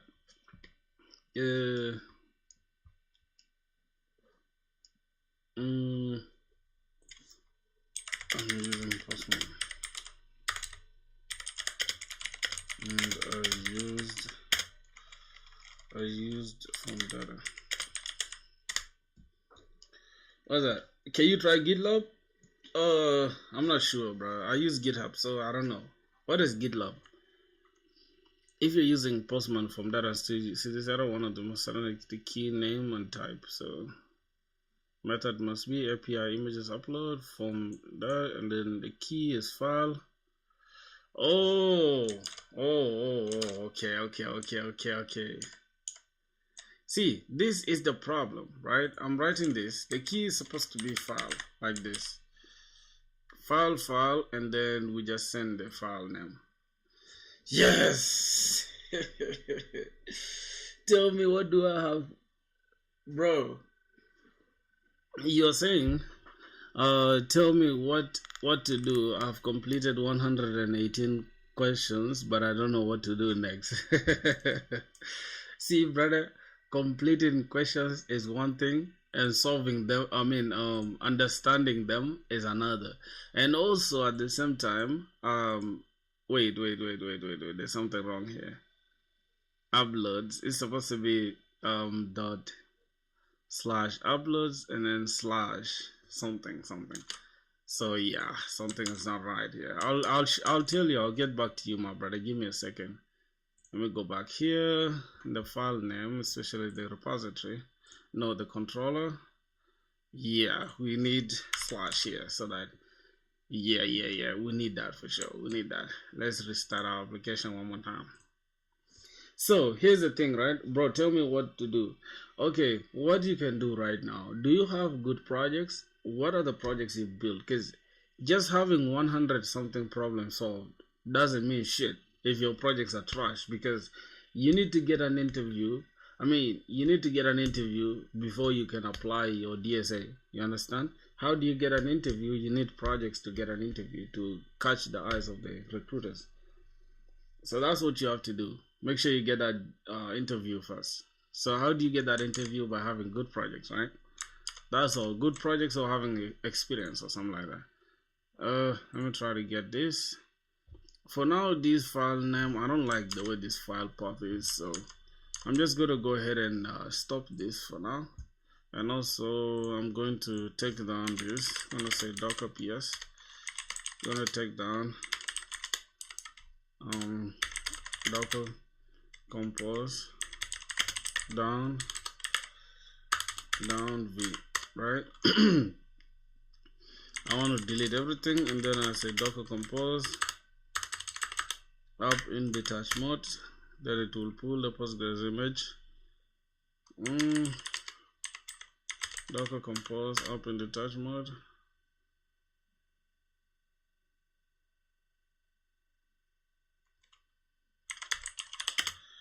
Docker ps,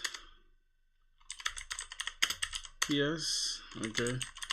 Or we can say docker compose up in detach mode. Why is it failing? I've built them projects yet. Which project should I start? You see, that's your problem. How the hell do you recruiters are gonna reach out to you, bro? Come on, man. What do you think? You think this is 1985? Recruiters don't care about you, bro. You have to make yourself valuable by having good projects. That's a problem with most people. They begin by solving DSA.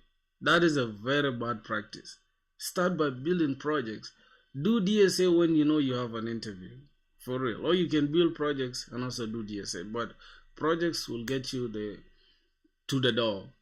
And then the DSA will get you through the door. So first get to the door before you get through the door. You get what I'm saying? I think that should make sense, brother. Matter of fact, let me just run this. I think it will create a Docker compose on its own. Yeah. We need Docker to be running. Okay, fine. God damn. Docker compose up in the touch mode. Enable. Okay, let's run Docker daemon. What kind of projects? Build a chat app that supports WebSockets, supports HTTP request to send a message, so you can make it hybrid. HTTP to send a message, and WebSockets to create a connection, a polling connection, or a long-lasting connection between the user and the receiver, or the sender and the receiver. So it demonstrates that you understand real-time communication between services. So yeah, also you can learn, you can showcase authentication by building a custom authentication platform. You can build an app that supports custom authentication that you can allow other people to use as their form of authentication, and then expose certain APIs for them to use, something like that. And you can build maybe Uber clone is also good because it teaches you also real-time communication and microservices and all that. You don't have to do like too much. I feel like you can build simple projects, or just look at your day-to-day. What projects do you like? What do you use on a daily basis that you can try to create? You can recreate. You understand? You use YouTube every day. Try to create your own small version of YouTube. I think that will make more sense, right? Yeah, so that's it, bro. Docker compose surround this. Bro, what the hell? Alright. This library has an issue. I don't know why it's doing that. It's okay. Using Docker compose. Yeah. We have a problem. We have a problem. We have a problem.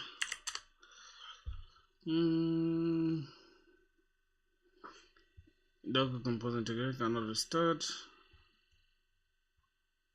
You wrote letters instead of letters instead of letters. I'm so stupid.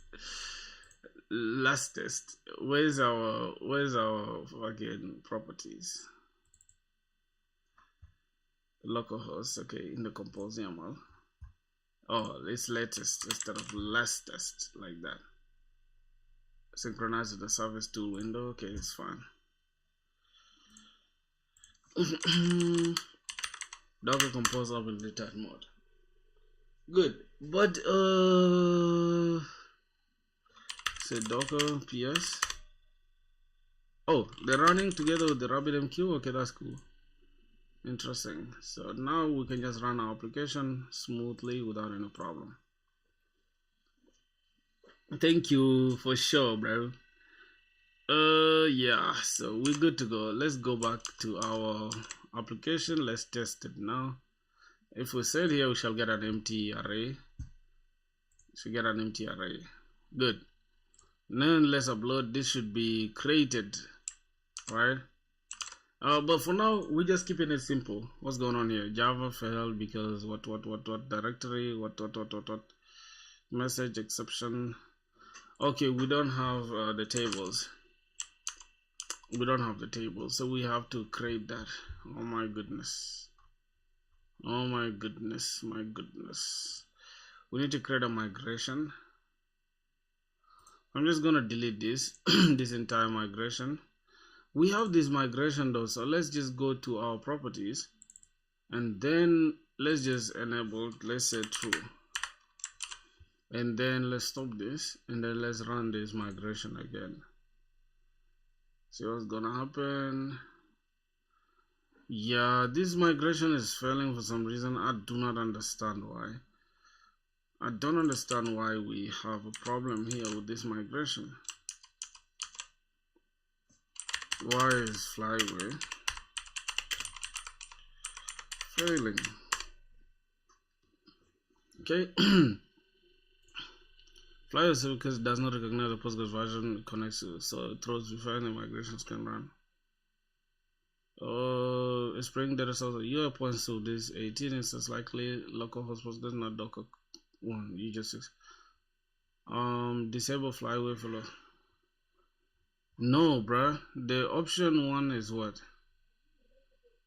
Disable this or put if you want to use a specific file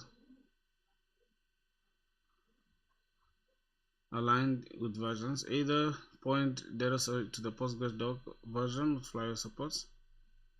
So how do we do this? Spring data source. Let's go back to this. This is, where is the URL? I cannot see the URL for some reason. So let's just create this data source URL. I think it should be data source URL. Data source URL, spring data source URL. And then yeah, let's just add the URL.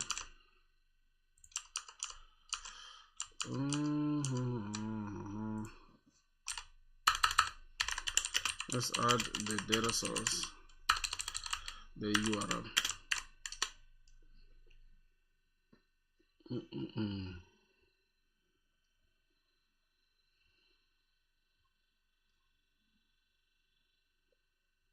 Yep, so we're gonna have something like that.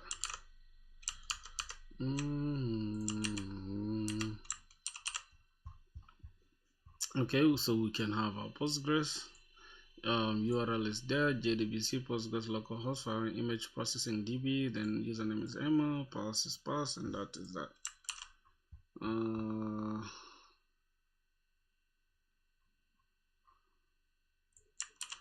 Okay, let's run this one more time, see if it works.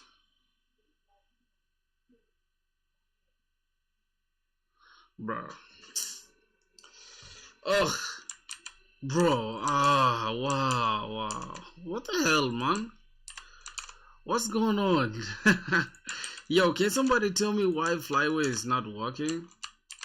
I actually need to understand why Flyway is not working, because we need to get this image processing working, bro. Flyway is failing before any migration runs because it doesn't recognize this. So to fix it, we need to do this, whatever the hell you're doing. You are building a small image processor that do not need migration yet, so simply turn Flyway off for this profile. AI just gave up, bro. This is the funniest thing I've ever seen. Bruh, AI giving up. I wasn't ready for that. AI just gave up, boys. Like, it's funny, bro. AI just gave up. Oh my god. Oh my god. She funny as hell. That you're building a small application that doesn't need Flyway migration. So so how we know, so how will our endpoint detect the table in the DB is the API gonna handle it?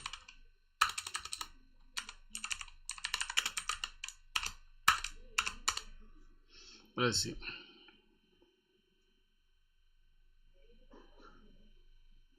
Yes, your current Hibernate. Assume you turn this off as discussed. So that means let's just take off this migration. Bro, it's so hilarious how AI just gave up and said like, yo, I would rather not deal with this BS.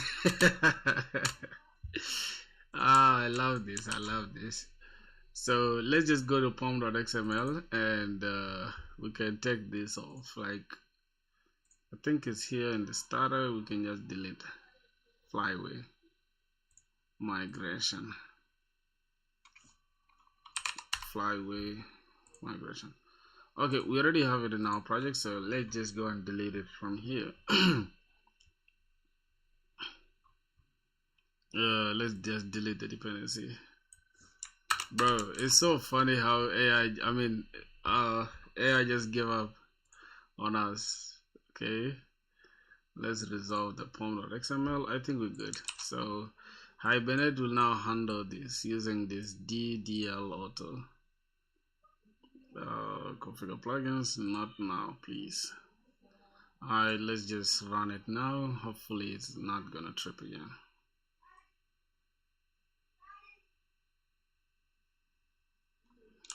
Okay, so that is good.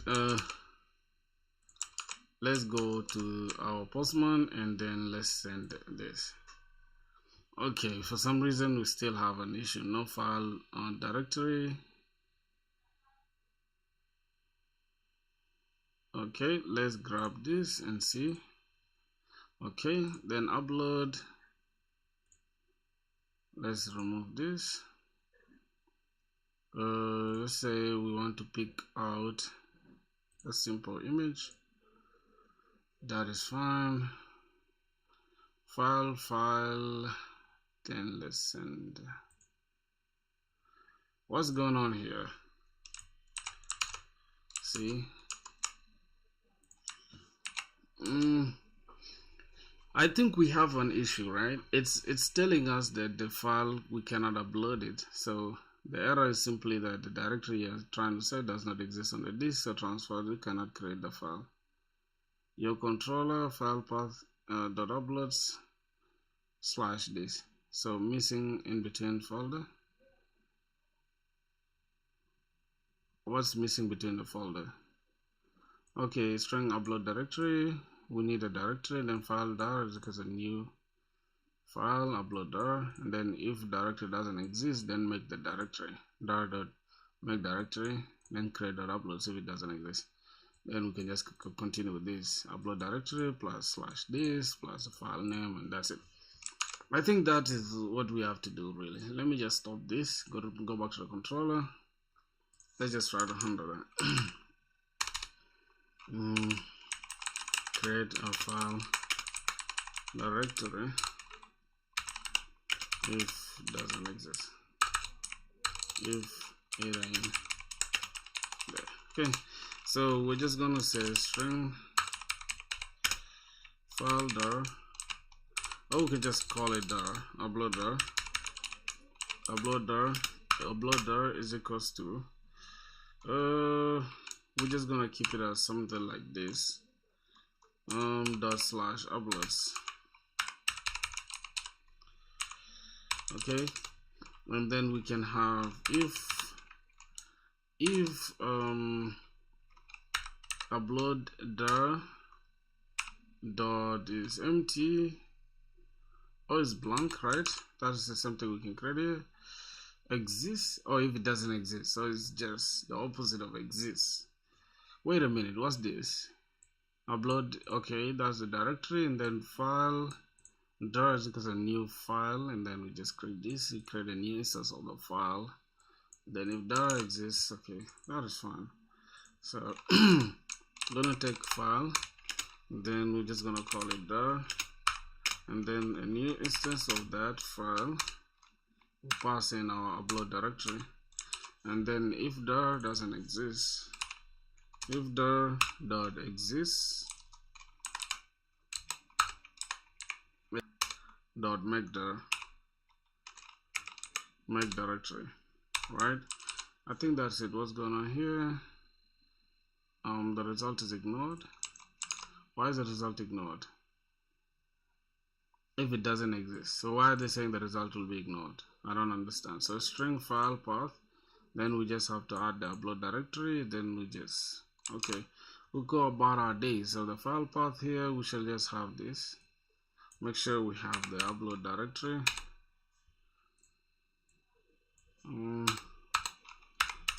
Make sure we have the upload directory plus we have this slash path. Bro, we can even just have it like this, right? But it's okay. Let's just have it like this, and that's it. If it doesn't exist, it's ignored. So let's say if it exists, make dir. If it doesn't exist, okay.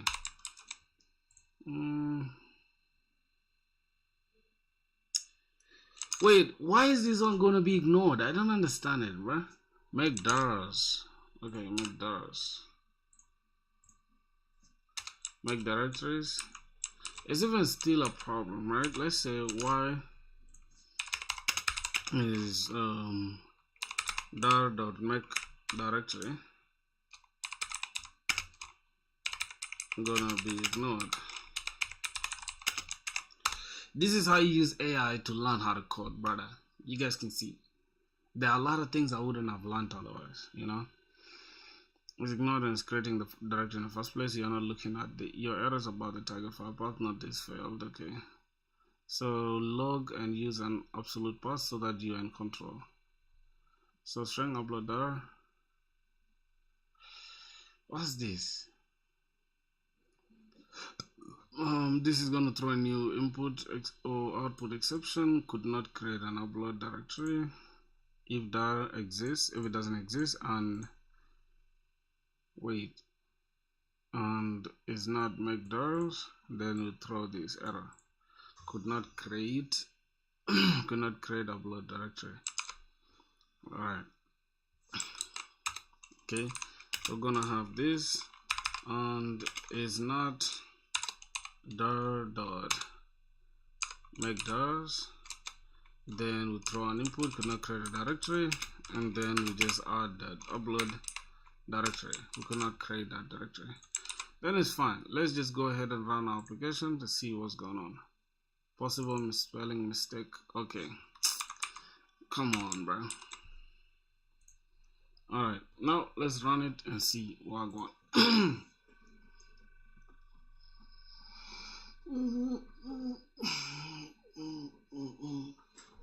Okay, so now let's go back to this and let's try to send this circle. Yeah, we have a problem now. We still have this. I don't know why it's not working. Let's send this file again. Matter of fact, let me just delete this entire thing and let's create the key is gonna be file, type is gonna be file.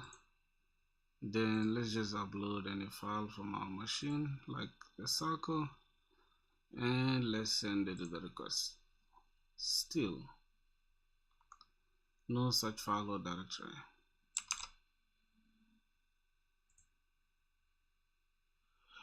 Fun fact, it's not even reaching to the controller, bro.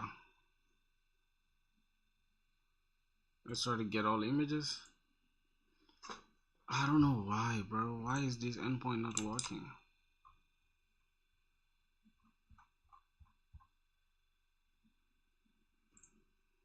Oh god. Okay, bro. That's not the point of this stuff, right? It's really like giving us a hard time for no reason. Now the next thing is let's try to see. Goal is to send a message to the queue after upload. So an image queue, it should be a persistent queue. That's why a durable queue is going to be true. I will create a message DTO that is going to take image ID and path, right? Okay. So image ID and file path. Then in the controller, we can have the rabbit template. And then we can have these uploads like what we had at first. Then the same thing that we had, we only have to just send to the queue now. So image message, we're gonna have message because a new image message dot get ID file path. Wait. Image message. What is image message? What is image message? I have no idea. It's gonna be rabbit template dot convert send. We send this to the queue with message, and then image dot status to processing, and then image repository dot save. Then we return the image. And yeah, now we've added the queue. So let's see what's gonna happen in the consumer. Image consumer, we are going to listen to the image queue, and then we are going to process the image message as message. Then we log received message, and then we log also processing image ID with this, and then just wait 5 seconds. We simulate work. So we say thread sleep 5 seconds, and then catch interrupted exception e.print start trace, and then finally done processing. So we just wait for 5 minutes and see what's gonna happen. So create the image processor. Image processor is going to be the actual resize. I don't know what's going on. We need to stop here then test, right? So let's go ahead and try it out. We need to add the config, so let's go ahead and create the RabbitMQ config. So we're just gonna say rabbit config. Let's stop this application.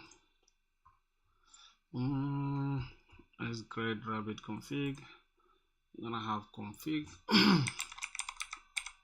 dot rabbit config. Alright, I think that should be okay, and then we can add this at configuration. Yep, at configuration, and then this is going to be a bin that is going to be public. I think this is going to be tab q, right, if I'm not mistaken. Tab q from this RabbitMQ. Then we're going to say this is image queue. Then we're going to return a new instance of this queue, and we're going to call it image queue, and then by default we need to persist it so it's true, so it can survive broker restarts. Oh, you know, that's cool. That is a configuration. What else do we need to create? We have the config. Now we need to create a DTO, message DTO. We need the ID, image ID, and the file path. So DTOs, Need the image detail.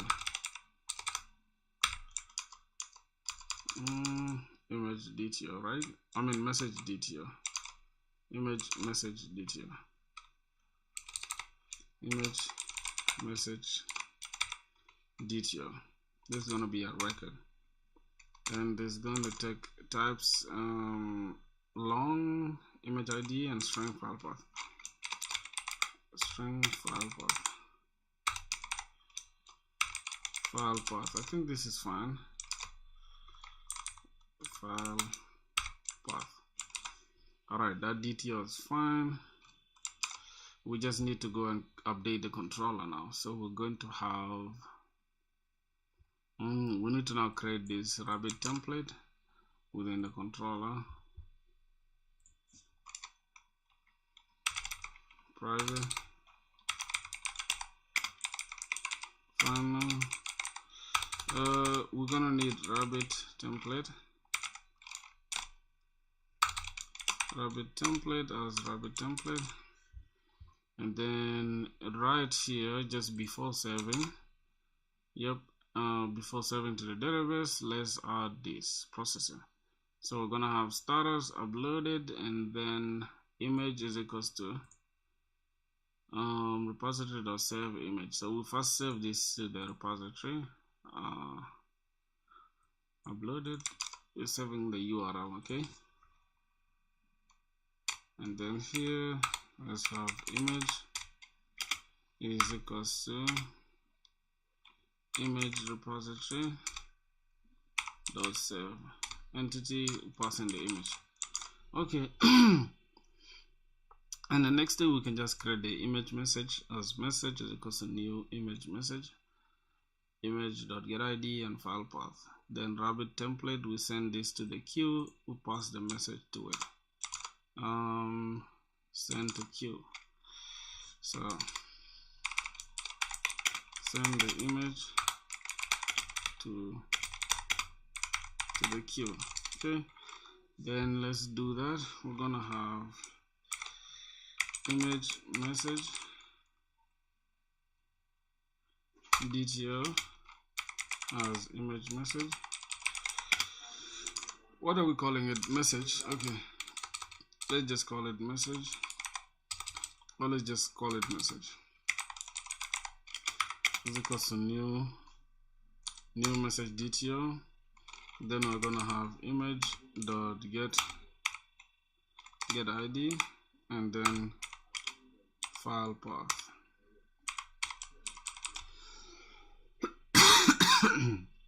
And then we convert and send. So we're gonna have rabbit template dot convert and send. We're gonna have the queue as image dot queue, and then we are sending this message with us as well. Okay, so that's the routing key. Image.queue is the routing key, and then this is the message, and we don't have any exchange yet. So that is that, and then we set the status to processing after that. So we get image dot set status. Yeah, so I feel like for the role, I mean the status, we should have used an enum really.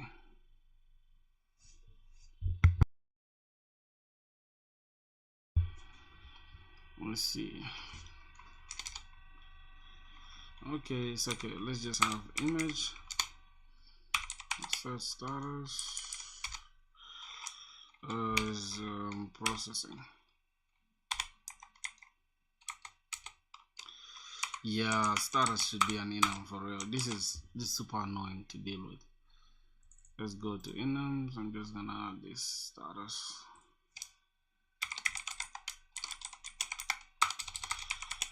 Image status.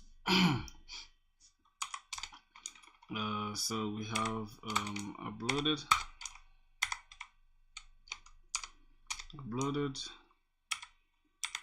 processing, and then done. Yep, and then we can go back here,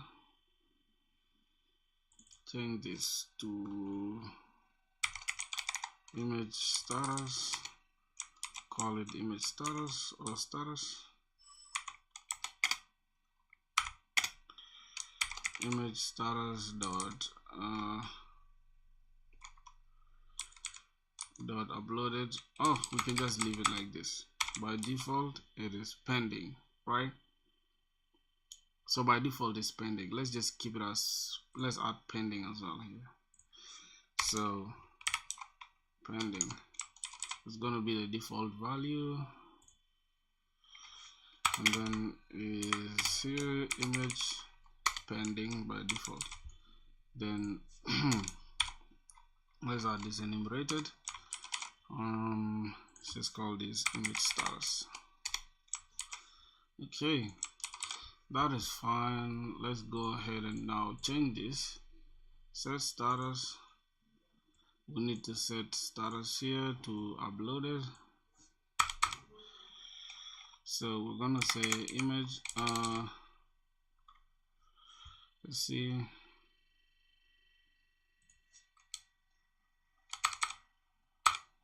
dot set image status.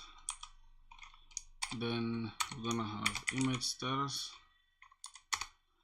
dot uploaded. What's going on here?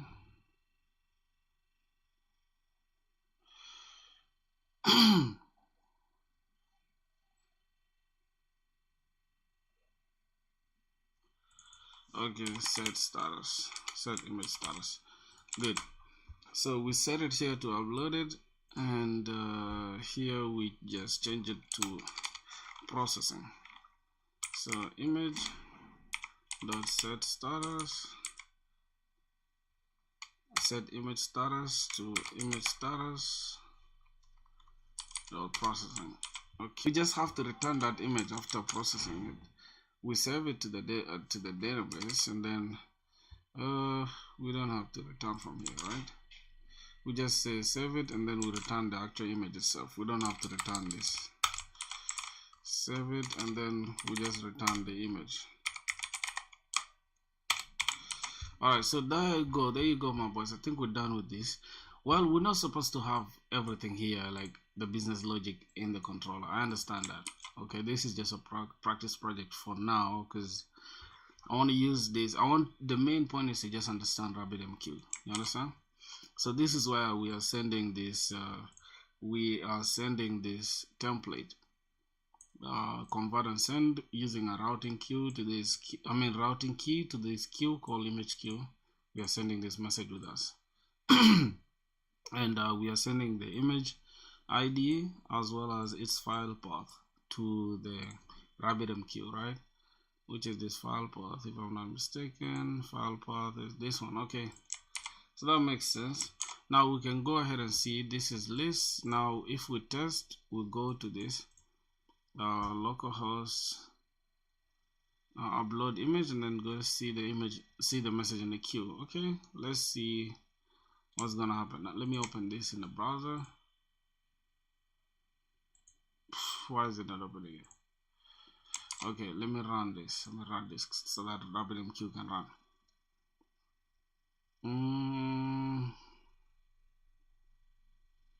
Okay, let's first check here. Docker compose, Docker PS. Okay, it's running, but I think the queue is running on what? Let's look at this application server. I think it's running on port 5672, right? So we need to open this port 5672. So localhost, not 3000. We need to go to port 5672. Hopefully. Why is it not? Why are we not? It's just telling us wrong. Oh, we need to first upload something. I think let's try to upload this. We have an error still. Everything is failing, bro. What's going on? Why is everything failing, bro? It seems like we have a big trouble right now. everything here is supposed to be in the service. Matter of fact, let me go and convert these things to the service so that we can only deal with the response entity. So let me just go and create this. What we expect from the user: we expect a file. The user is supposed to upload a file with this information. Let me just go ahead and what is it? Let's look at image. What is the model image? Let me just open it here. Okay, then let me close everything here. Close all tabs on the left. Close all tabs in the group. All right, then I need to open we have this, so I need to open details, and I need to open this image upload as a record. So image image upload DTO. I think we should get it as request DTO. Okay, that's fine. Image upload request DTO. Let's open this to the left. Alright, when we're trying to upload an image, we need a few things, which is going to be we need to put the original name. We need to pass in the original file name. We're actually not dealing with input though, so how are we gonna do that? We are not really dealing with input, right? We are dealing with form data, so how do we validate that? Let me just ask let me ask AI a question. Let's say while we're dealing with how do we validate the request here, since we need input file upload. Okay, so given we have this, did I paste it? Okay, I think I did. Yep, we have that. Then the next thing we have to deal with here. So how do we do that? I want to use a separate DTO.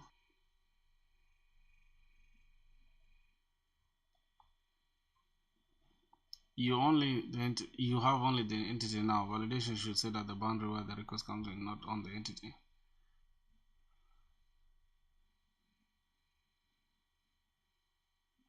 Oh my god. Oh my goodness. Bin validation. Yep. We should have private multi-part file and private multi-part file, get file, return file. So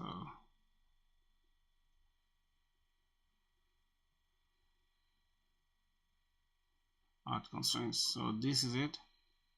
This is the entire thing. Okay. And then within this we can have multi-part file, model attribute, image request DTO request throws input output exception, multi-part file request or get file. If there's no file, then file is empty, or else throw an illegal argument, file is required and cannot be empty. Okay, so that's it. We are going to say this is going to consume multi-part / form data. I think that's the best way to do it, rather than having us just deal with a billion things, right? So a record here, we're gonna have private multi-part file as file. I actually want to use a record. Can we use a record? Can't we use a record rather than a class? Okay, let's see. Yes, you can use a record. Spring will bind a multi-part from there to a record just like a class. So we just have to do this multi-part file. Yep, multi-part file as file. That's all I needed, bro. I don't want to deal with any of that shit. And then now within the controller, let's go back to our image controller, and then we can try to add this. So this is what's going to happen. This is going to consume multi-part from data, and then the model attribute is going to be the image request DTO as request, and then throws input output exception. If the file is null or the file is empty, throw an illegal argument exception. File is required and cannot be empty. But I think we have resource not found, right? We can just say, wait a minute. Okay, so have a look at my global exception handler. It must have all the error messages handled. So can't we use it in this case as well?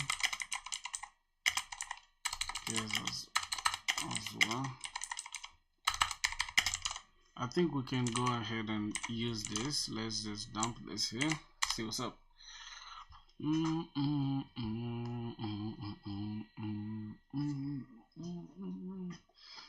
So you use the global exception handler. Here the controller should be okay.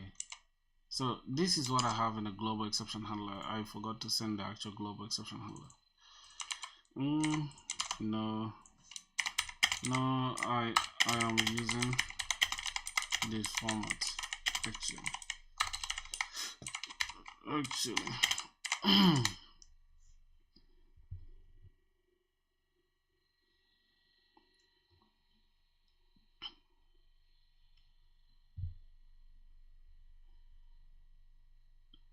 Using a record of existing.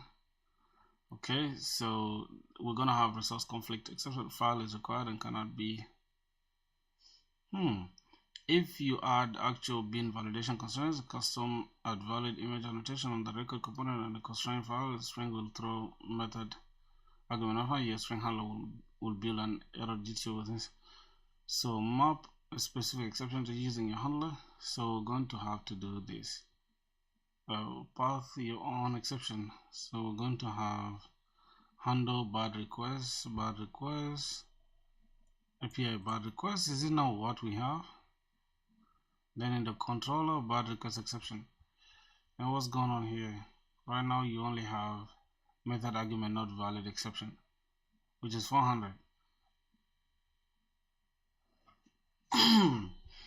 Add a 400 path for your own validation exceptions, e.g. bad request exception. So we're gonna have bad request exception class handle bad request exception. Okay, so this is what we need to add for bad requests. But wait a minute, let's look at this. Why do we have bad requests? So are we not repeating ourselves since method valid still those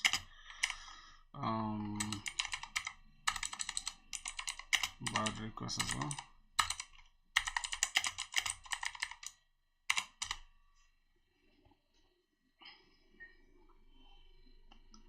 You're right to worry of the duplication. There's two options: centralize on bin validation, no manual 400 throws.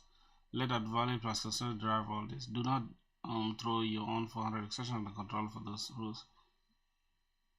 Custom validator.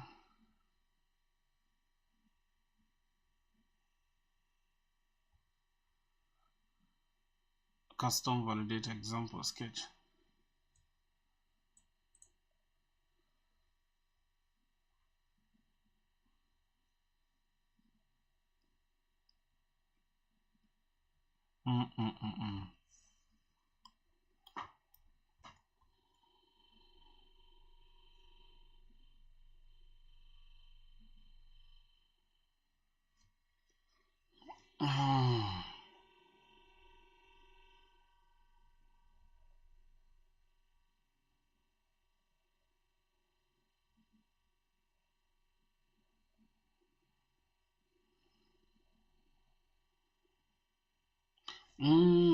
So there's no okay, not bad. So let me just say this is going to be we can have this,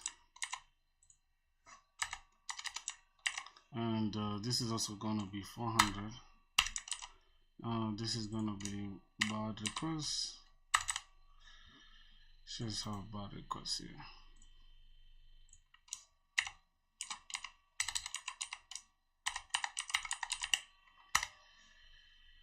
Okay, then we can just bad request exception, I think.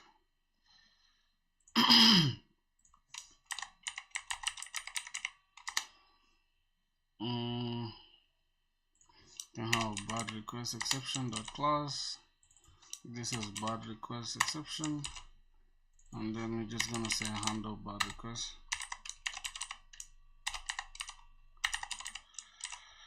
I think it should be for the image, right? It's all good. Can have bad requests here as well as bad requests here. So okay, how can we improve this version?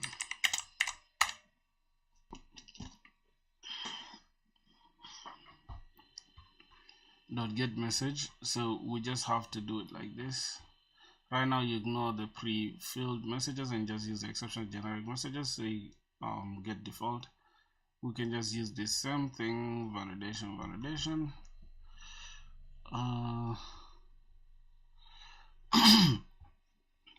Right now you ignore the filled messages and just use the exceptions generic messages. What am I having? So dot get default message. This aligns how validation handlers typically extract field. Optionally include errors map inside the error DTO. If the error is on a single message string, you lose which error field and why. Consider extending it with a map strengthening errors field so you can return the structured details. Avoid duplicating built-in error DTO. You repeat the same constructor and local data in every controller. Extract small helper. Alright, so we can have private error DTO build error, a text and string message. Let me first remove this, okay, so I can charge me.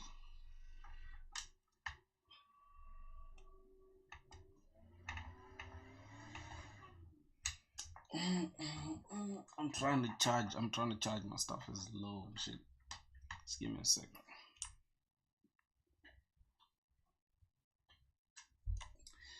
Okay, so we should be good to go. Alright, let's first understand we need to avoid duplicating the API error DTO. Here we are repeating the same constructor call and local data in every handler. We need to extract this small helper so we can have this private error DTO, and then we call it as build error. Then we just call build error and everything. That makes sense, right? So that we can grab the message, the status, and the path. And then in every, we just have this API error. Then we just have this build error. We get this bad request and all that. I think this is better, right? Oh my god, I didn't even think about that, bro. Let me just create that helper method here, because damn, bro, I'm over repeating myself, which is crazy. So now we just need to call this in every we can have API error here. Let's see, API error DTO. How we calling it here? Let me see. Okay, so we just calling the build error instead. I think that makes sense, right? Error DTO, we just calling the build error now. So I think that is it. Okay, we have this helper method. Then we just need to call this instead of calling this internal server error. Let's just call this build error. And build error takes in a few stuff. We're gonna need the message, which is request.message. Wait, are we not really going to repeat ourselves again? Because what? Let's see here.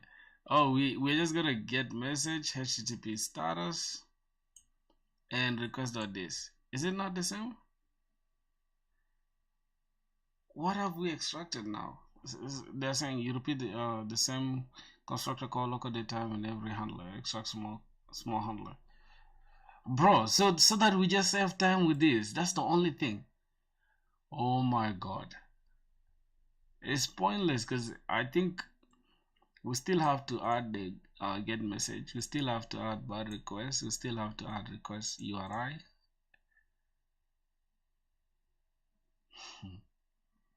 I don't know. I don't know what time we are saving with that, but I have no idea. So I think the message we're just gonna say x.get message x.get message and then request dot get request, and the status code is what should be next. So I'm gonna have http status dot, I think this is gonna be internal server error. Okay, and then that is it, right? We don't have to call this local datetime every time. So this is status, is it not what we have? Oh, so it's always status, so we just need to just add only internal server error here. And what's going on here? I don't understand. No.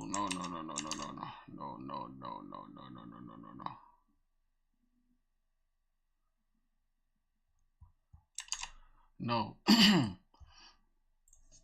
Alright, internal server error, that is fine. And I think that is it. What do we have here again?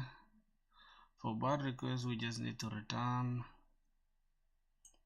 response entity.status, http status bad request dot body, and then we pass in that error.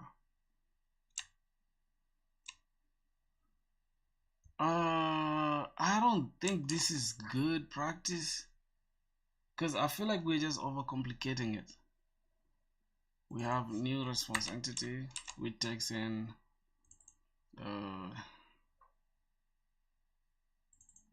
here we have error, calling it error.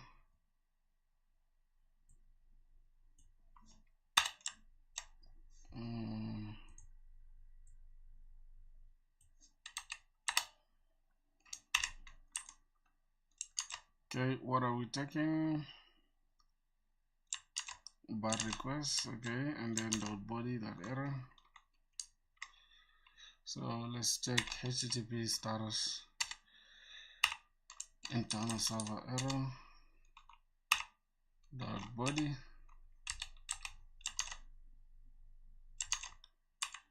dot body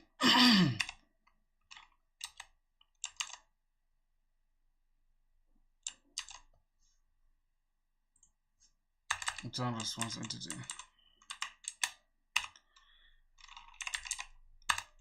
Bro.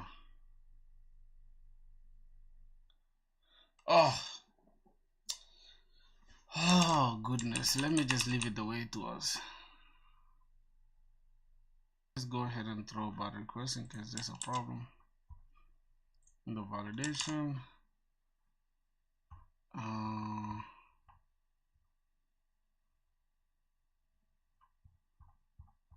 Okay,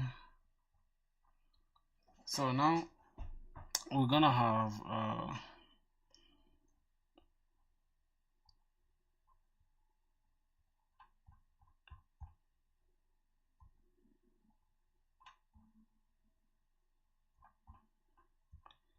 wow, and yep, we're just gonna have only this.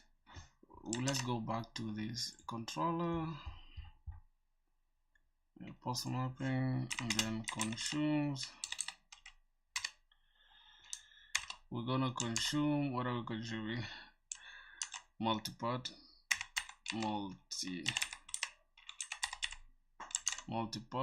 slash from data.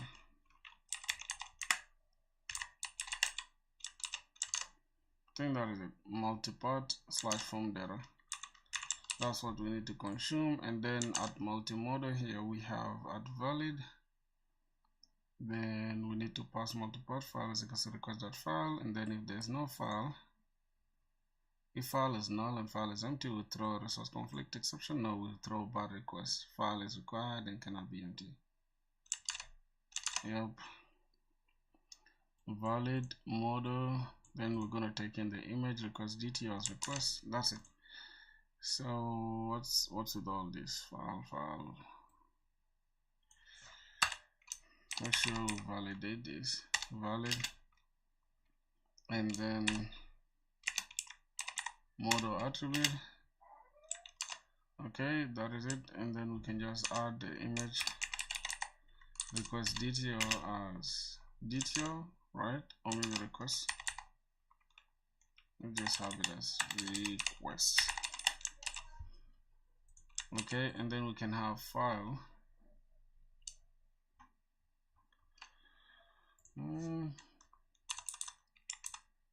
Oh, this throws an exception. Okay, then we're going to have multipart file. File is equals to request. Yep, request.file, and that is it, right? So I think basically we are good to go. Now if we don't have file or the file is empty, if we don't have file, if file is equals to null or file is empty, then we throw new. We need to throw a new bad request exception, and then we're gonna say file is empty, and that's it. Create file directory if there isn't even in there. All right, let's now rerun it and try it again. So there are a lot of things happening at once. Let's see if we can handle that. Let's open our Docker Compose. Let's see if we have anything. Okay, we're still running.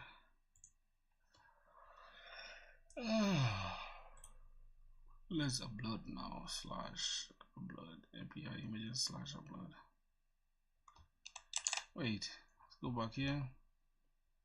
/upload API /API/images /upload. Let's send. We still have internal server error. Okay, so let's just go back here and Docker Compose down v, delete everything. Docker Compose up in detach mode.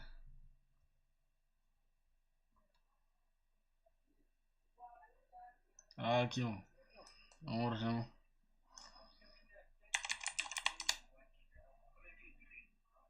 because I'm on stream. I'm not even on my phone.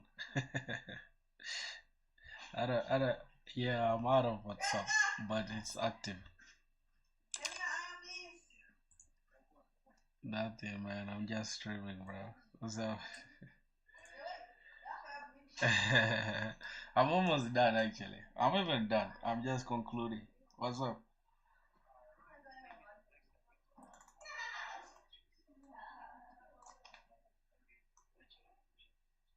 With niggas. I thought we agreed girl tomorrow. My whole emails he asked me today.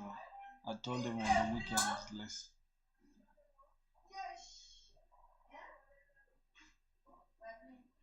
Yeah. So I don't know how you gonna do it. You had asked me. So did it work though?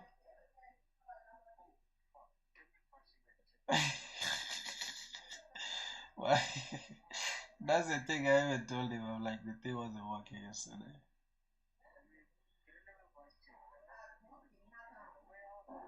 Yeah, we shall see what's up. Yeah, yeah. Easy.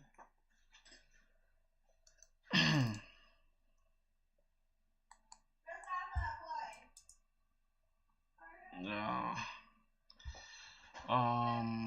No such file or directory. API/uploads. I don't know why it's just saying no such file or directory. It's just so annoying, bro.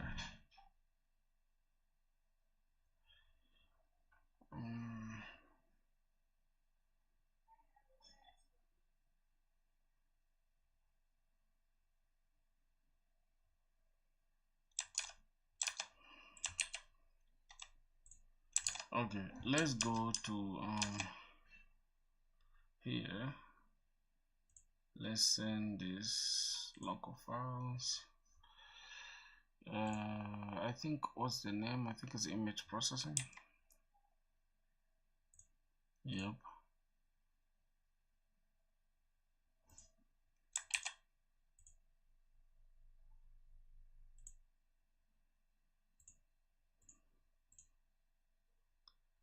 Image processing.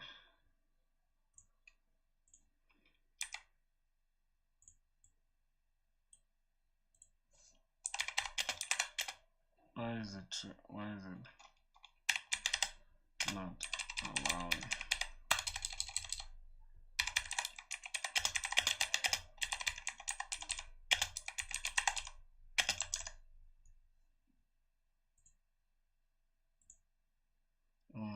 To upload.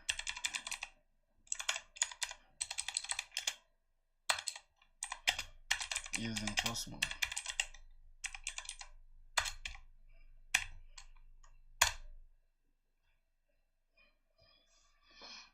Ah, goodness, this is stressing me already, bro.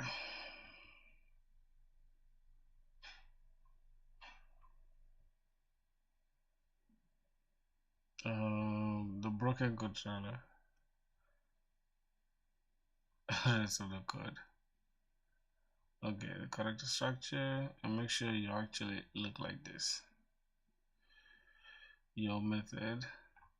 So what's the wrong stuff here? Let's look at it. Is never closed before the as written everything create far down as unreachable after the throw, but record this method also missing a closing tag. So it's okay. Let's just get the corrected version.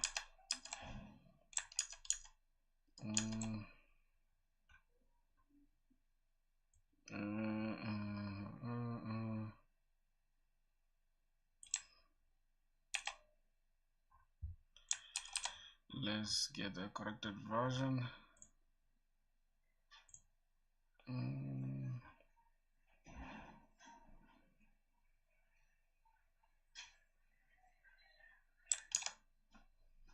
Send. Oh, file not found exception. I don't know why. Still giving me this.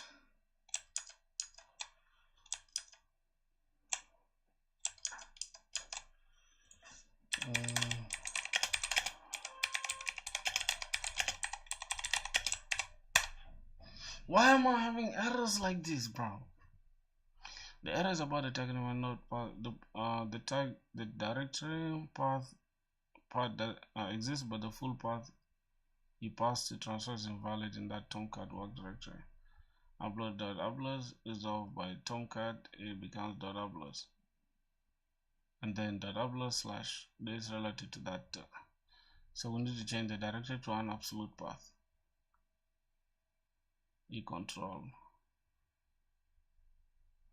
Okay, so we're gonna have prod by filthy downloads, image uploads.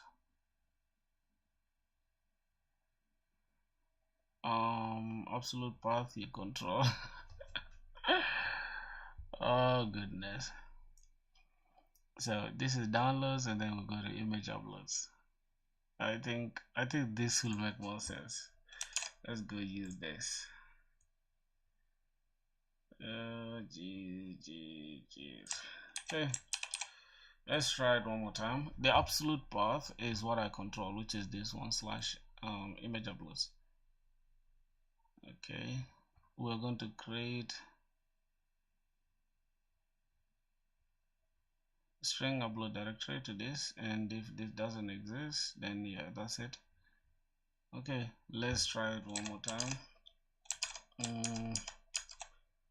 Let's send. Simple only support string byte and serial payload received this.dto.images. Yeah, so we have another issue here. I feel like this we sent a string, right? But this actually needed a file, not a string. Let's see.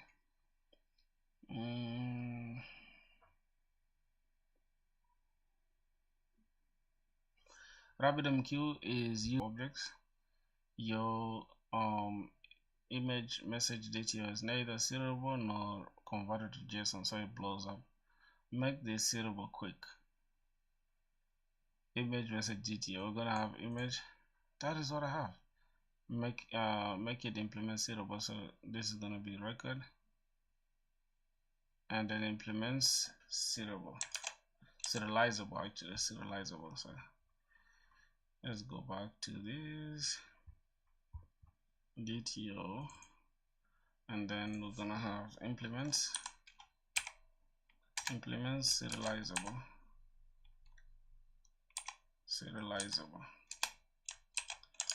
That is that, serializable, just like that, and we're good to go. If I refresh it,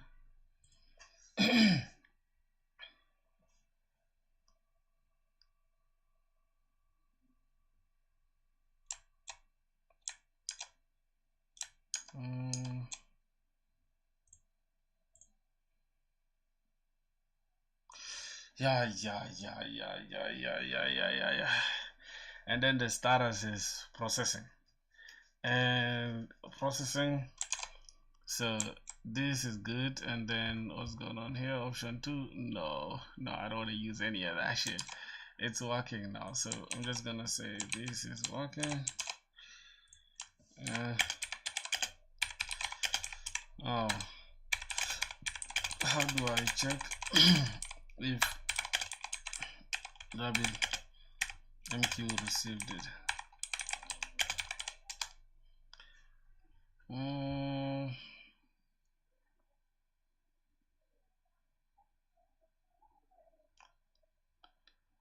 Check via management.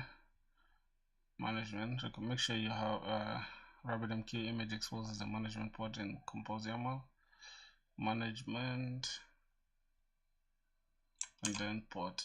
Okay, let's go back here. Let me close this global exception handler.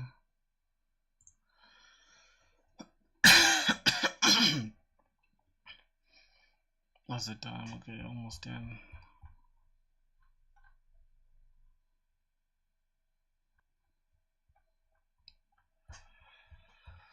Oh god.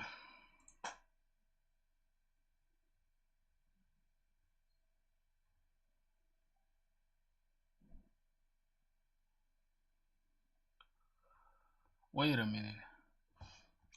Wait a sec. Where's our properties? Okay, this is properties. We're not exposing that, so let's go ahead and drop this, and we can go back here and get our compose YAML. We're not exposing that, so let's see. We don't have the management. Let's just add it real quick.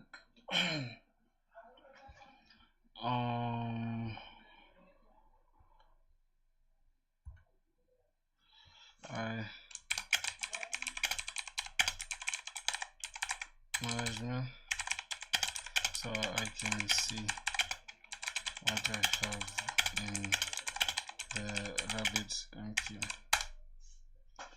Okay.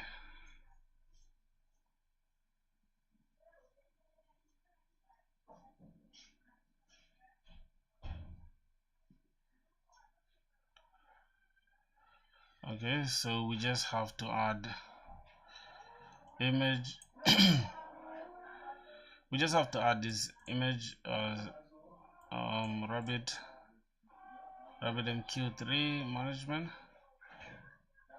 and then the management UI is here. So I feel like we need to just add this.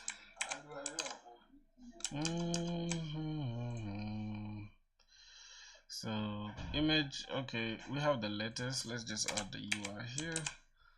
and let's restart it, and then let's look at docker ps. Say docker compose run v docker compose up in detach mode.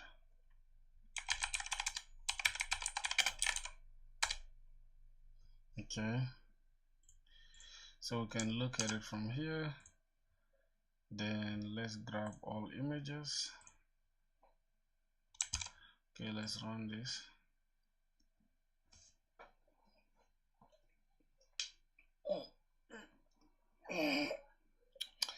Okay, what's going on? There are already docker compose services running. Okay, that's cool. So let's run this and see what's gonna happen. What's going on? Why is it erroring out? Oh, I need to just, okay, fine. Let's run this now. Bodies. Starting image processing using this.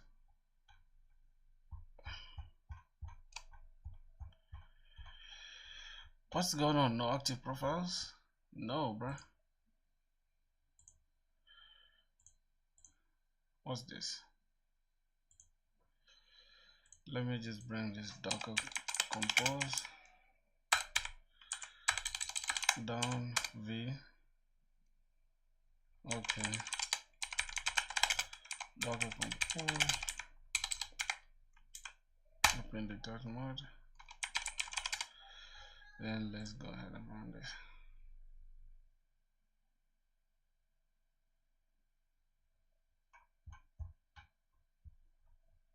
Oh, Jesus Christ. Why is this throwing a tantrum right now, bruh? Docker. Yes.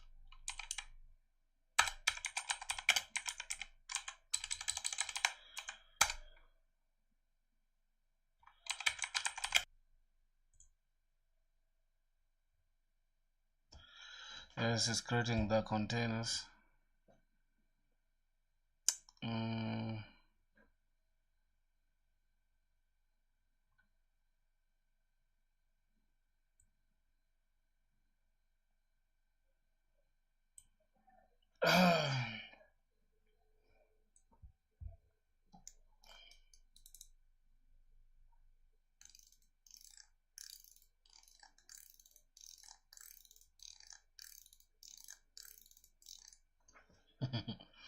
Why is it taking forever, bro? God damn.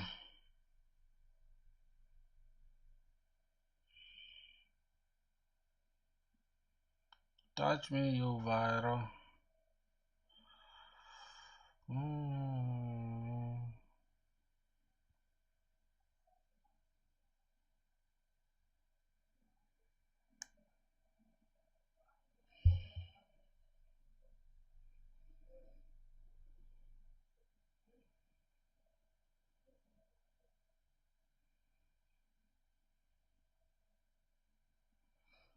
Bro, why is this shit taking forever like this?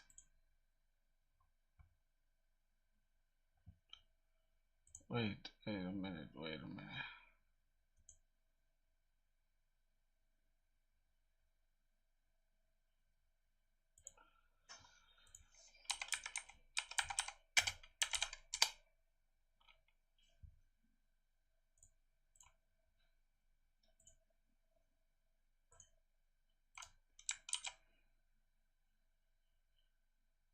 Yeah, this should update it. So docker compose.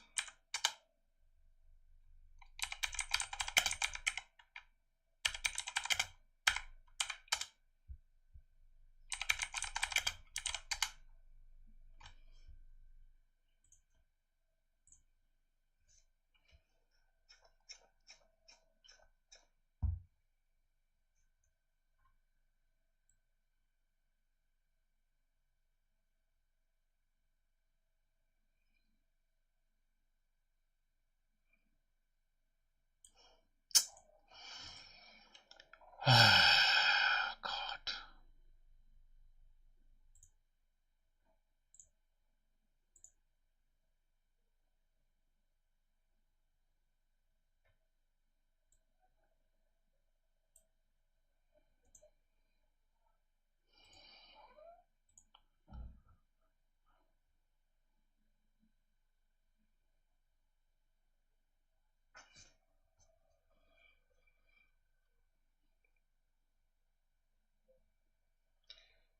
Why is it just stuck? Like, it's not an error, but at the same time, ugh, it's annoying me, bruh.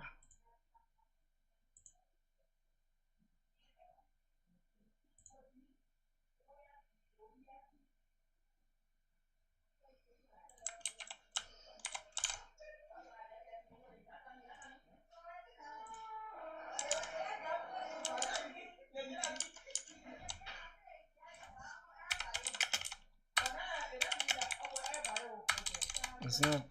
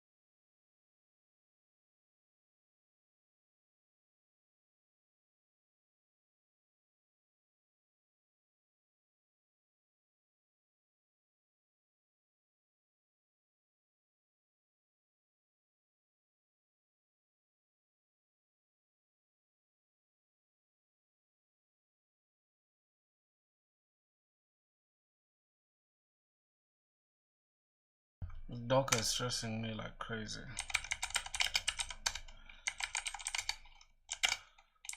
Docker.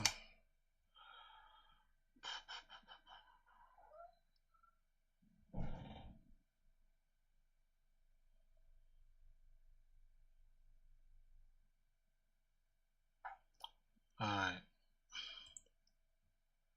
Let's see. So run this.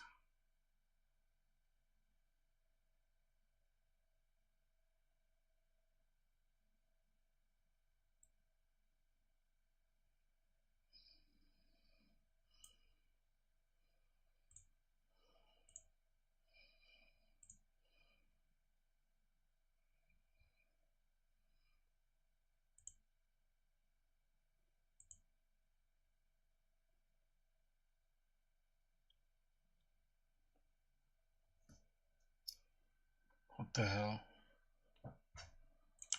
Just stuck like this, bro.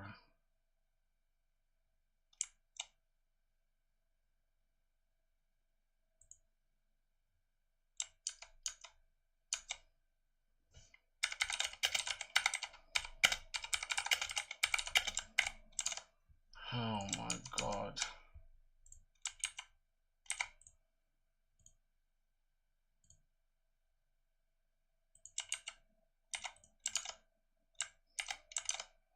Oh boys, do you guys just go through it like this, bro? Like, I can't even understand what is actually going on. Somehow the stuff is just throwing errors. I don't understand. The app is stuck. It's just okay. Postgres were created, started, and marked healthy. There's no error. Application after you don't, because they are further down on. Oh, okay. Uh, not this. So RabbitMQ management. Okay, and grab this and see.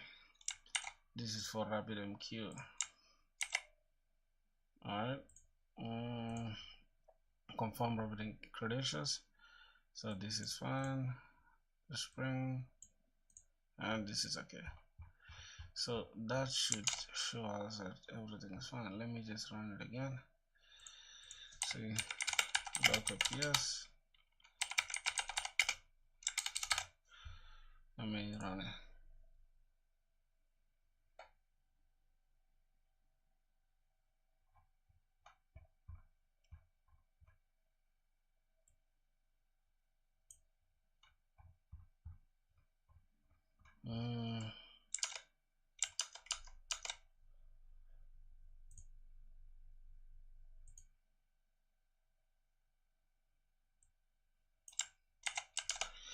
Goodness, bro. I don't understand what's going on.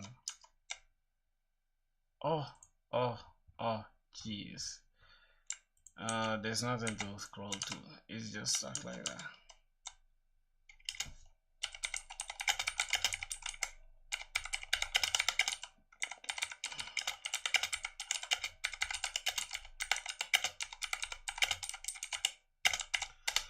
Oh my god. Can somebody just help me, bro? What the hell is going on?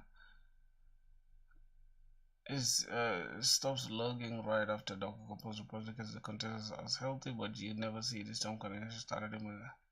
So Spring is hanging or failing silent after Compose just explains this. Given the logs, it shows the two things are off in your config. It shows YAML missing mixes config and Docker Compose config at the end of the last message you have. So there must be separate files. Only Docker stuff is here. Okay, let's go back here, remove this. This is only doc. No, this is only Docker.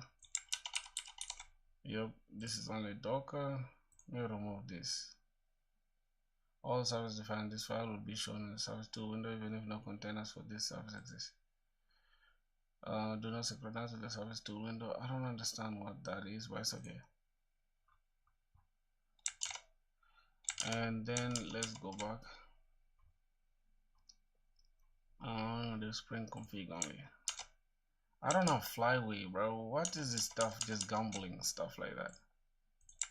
Okay, I don't have flyway, so it's just adding its own stuff.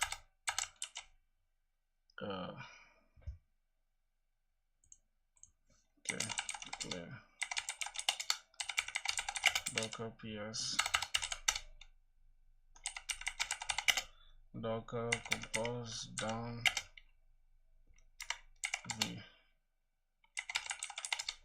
Okay, let's add data cluster pg. That might help. I think that will help for sure.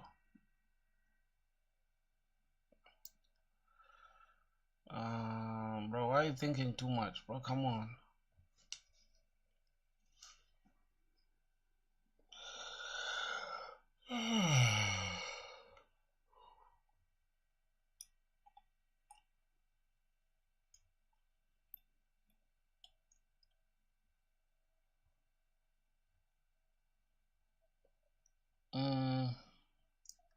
Alright, this is for the volume. Let's just go and add it. Wait, did it leave out?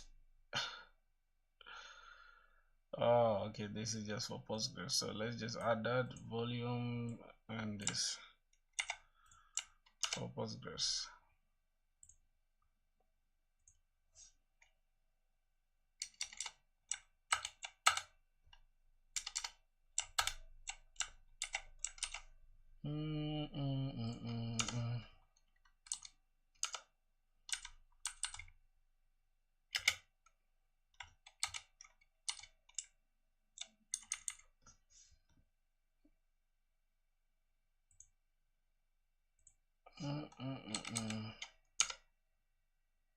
Wait.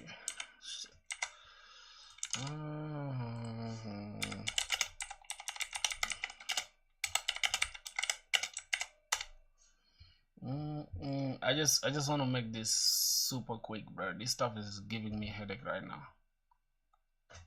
Okay, bro. Copy that. Paste that bitch. Compose. Okay. So that was it. I was supposed to send it as volumes, and then the data sits down here. Okay. Now let's just say docker yes docker compose up in detached mode. Okay. Oh jeez.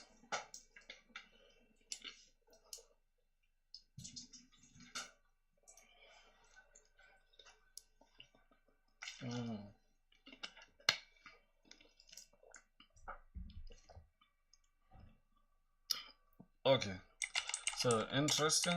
Let's say docker ps. Wait, why did it just only run this? I cannot see Postgres. Postgres is not running for some reason. It's okay. Let me first try to look at it. Let's go to docker. Yeah, Postgres is not running. Matter of fact, it's not even considering Postgres as an image here. Image processing DB. Oh my goodness. Okay, let me try to run this application to see what's going to allow that. Postgres is going to fail, I think. Yeah, it's going to fail because Postgres is not running. I just need to understand why Postgres is not running. So pg is not running. Press that error message. Then let's go back and grab our docker compose. I think there's something wrong with the docker compose, really. Okay, let's see. It's not reachable when string starts to things. Docker compose separately and confirm Postgres is up.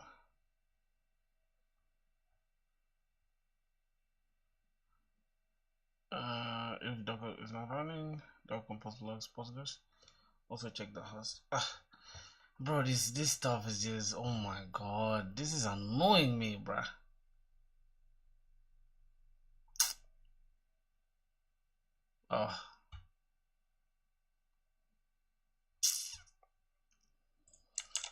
This shit is pissing me off, bruh. I don't have flyway, dog. Like, come on, calm down. I don't have flyway. Relax. Jesus Christ. Try to run Postgres.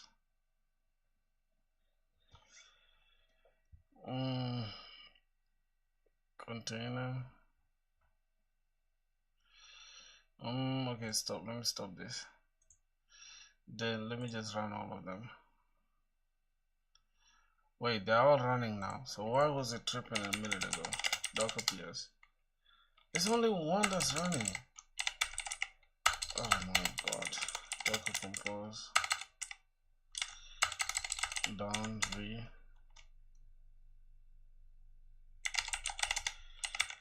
Docker compose up in detachment. Docker ps. Okay, let's go and run all the services.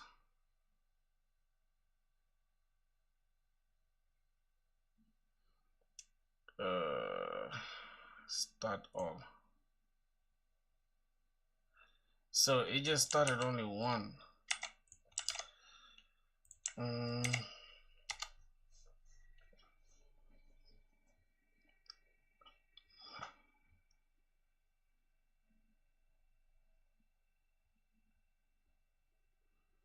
I need to run this in the terminal.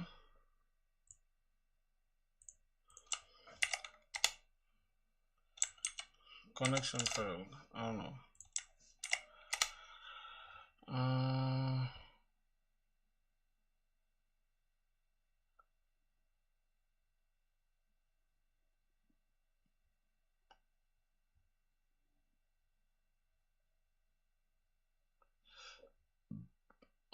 Run these commands from the project directory.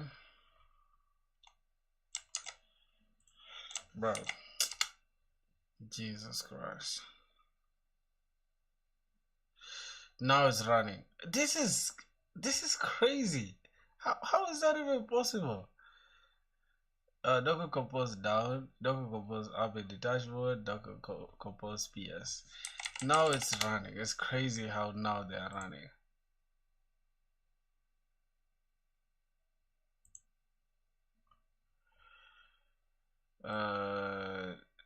Okay.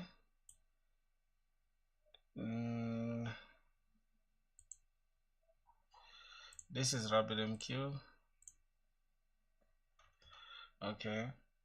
I think they're both running, right? They're both running, so running 1 out of 2. Start on. Let me see. Oh goodness, bro. I think it starts and then it stops, right? Docker compose down, compose up, touch mode, Docker compose.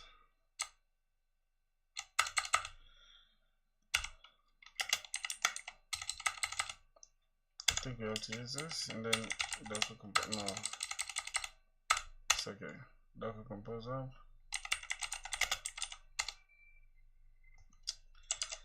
Bro, PG starts and fails. This is so annoying, bro.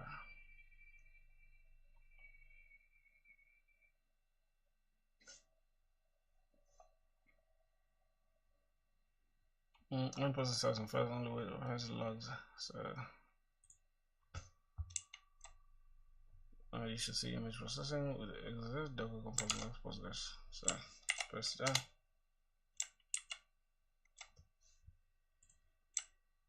Exited. Yes.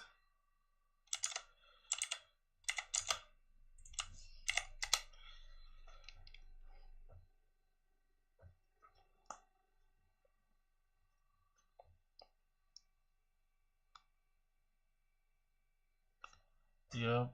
So this is going to give us the logs for Postgres.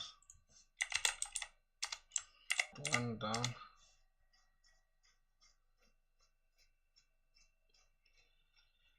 How it stores data in the existing volume has all wipe the old data. Since there's no DB, just drop the volume and use the new layout. This is this is amazing, bro. Drop the DB and we just use the new format, which is var lib and all that. Okay. Then we say down and then we say PS. P in Postgres is 16 or 17. No, bro. No.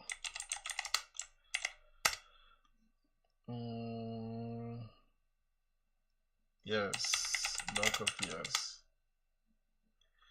So I think it's not good.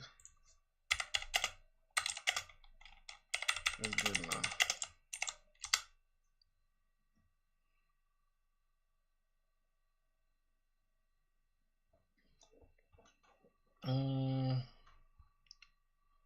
Okay, so how do we test? How do we check RabbitMQ queues? Yeah.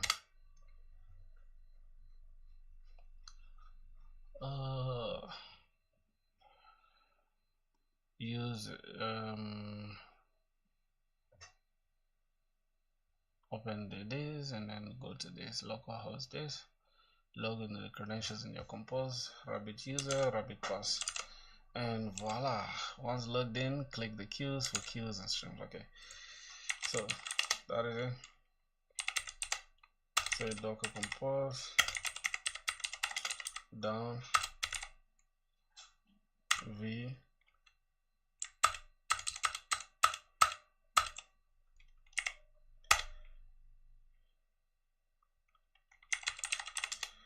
okay, and let's run all the services. Yup. So 2 out of 2 running. Good. Good. So we have that. Now here we have rabbit user and rabbit pass. So we just need to refresh this.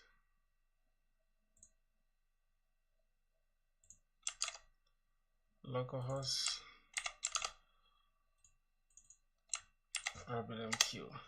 Good. So we need Rabbit pass, no, Rabbit user and Rabbit pass. Save. Okay, so we have refresh every 5 seconds. I think we have to go to queues, right? So queues, we have nothing in the queue for now. Overview. Okay. Queues and streams, we have 0. Exchanges, we have 7. Okay, this is all the default. So queues is there.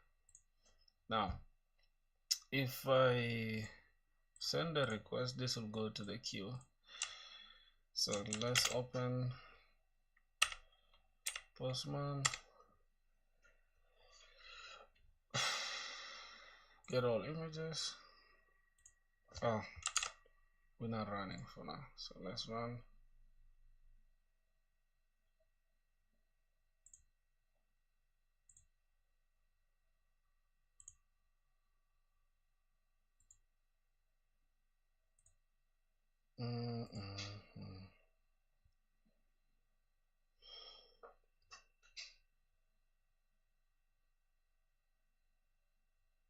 Yep.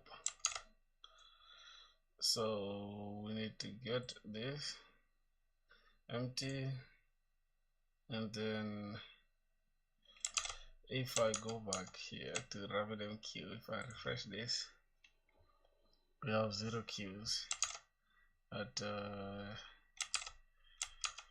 let's send this post request. Bam, processing. That means we should, yeah, we have 1 queue straight.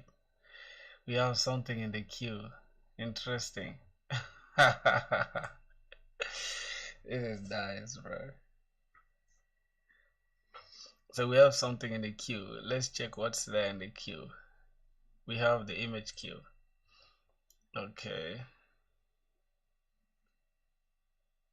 We have at least something in the queue, right? Binding. Okay. So we have 1 queue and 1 connection, 1 channel so far. So it's processing. Interesting. So let's continue seeing what's going on. Let's go back to learning RabbitMQ. Okay, so go to this, see message in queue. Messages is there, no consumer yet. Simple consumer just logs 10 minutes. No, we don't want to do the logs, bro. We want to actually do the processing, but we can try to see what's going on. We are a consumer, so class consumer, we're gonna have Rabbit listener is going to listen to the queues, image.queue, process image message as message, and then we're going to log received message, and then processing image ID, message.get ID, get image ID, and then 5 seconds to simulate work. Try thread sleep after 500 milliseconds, 5000 milliseconds, and then interrupted exception just print the trace, stack trace, or else just log the info. Done processing image, and then get this. So this is just, we have to simulate a consumer processing the image. So I think we have to create it here within the service. I'm gonna call this just image consumer. Image consumer. We're gonna call this I think we can call it a component or a service. Let's call it a service. I think that will make more sense. We can call it a component or service, either way. So here I'm gonna say public void, and what are we having here? Consume, I think it's process image. Okay, process image, it takes an image, image message DTO. Oh, it takes actually the actual message itself. Image message, yep, image message DTO as image, DTO as message, and then from there we have logs. Let's log this dot info processing, right? We need to simulate this message received, received message, and then processing image ID. So we received this message and then we are processing this now, processing the image message dot get this. Okay, so let's go ahead and log that processing image. Let's also log dot info. I'm gonna say received image message, or we can say received message,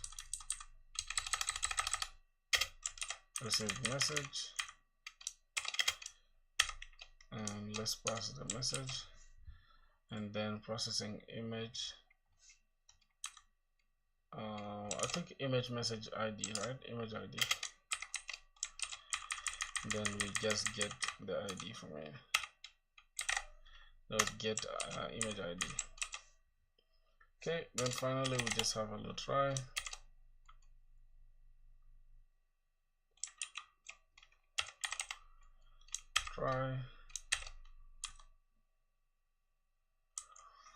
Catch exception, then something happens. Okay, so within here I think this exception is going to be what, interrupted exception. Interrupted exception, then we just print out that trace. So e dot print trace is fine, and then here we can just have this simulation, so we can say thread, what are we going, thread dot sleep, thread dot sleep after 500 milliseconds, which is 5 seconds, and then print out the stack trace. With more robust logging, no, that's not our problem for now. That's how I want it. And then go ahead and just log the message, done processing image ID, message dot get image ID. So log dot process, done processing image, processing image. I think it should be image ID. Good, and then we just get the image ID. So that's it.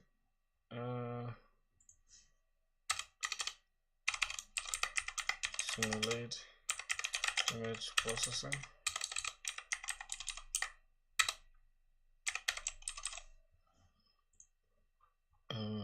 So let's get this started again.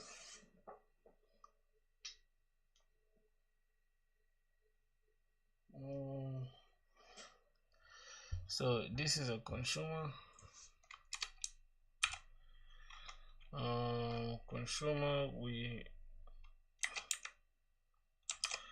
what are we using for the rabbit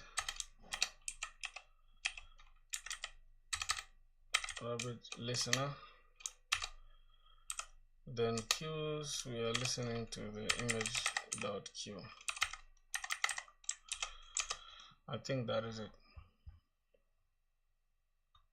So when we upload the image, watch the logs, see received. Okay. So let's go ahead and refresh this again. Let's see what's gonna happen. We still have 1 queues and 0 consumers for now. But if I upload this, if I go and upload an image using Postman, we should be able to get, okay, image status is processing, So now we have we don't have any consumer yet. We have one queue, yes, that's true. Why is it not doing anything? Okay, let's see. Attempting to connect to this. Why is it having an issue? Started processing. Okay, this is fine. Created a new connection. So let's see if this is the behavior, because for some reason, let me refresh this. I cannot see the consumer in action. Okay, let's go back here and say yo. Okay, the real thing is here. Create the processor. We're not really gonna waste time with this, right? We shall just try to do it and then we update the consumer. So we update the consumer with this, and we check the database status. It will be completed. So stop here and we can test. Can add more sizes later, and then proper error handling and all that stuff.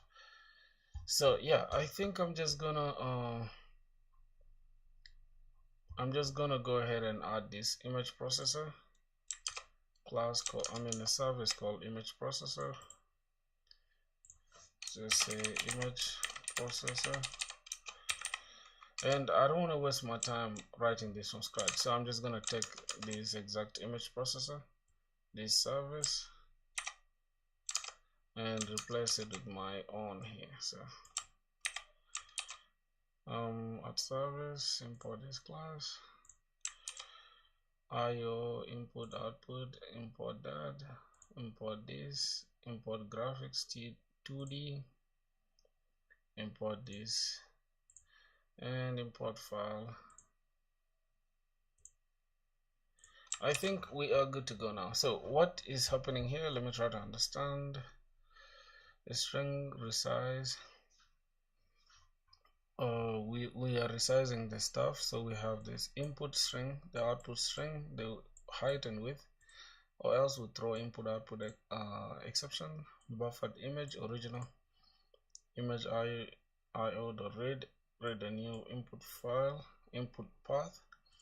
Then the resized one will be width, height, buffered image dot type int RGB. Then we get graphics 2D as G is equal to resize dot create graphics, and then we draw this, and that is it. The format is JPEG, and then our output. So remaining our consumer, we need to just update our consumer with something. Let's just go grab this. Then yep, our consumer will just get this. We inject actually the image processor and the repository so that we can save it in the database, and that's gonna be it. So let's go to our image processor, image consumer. We just update this entire consumer with this. So what's going on here? This is the what? Yep, this is the consumer. Let's add that component.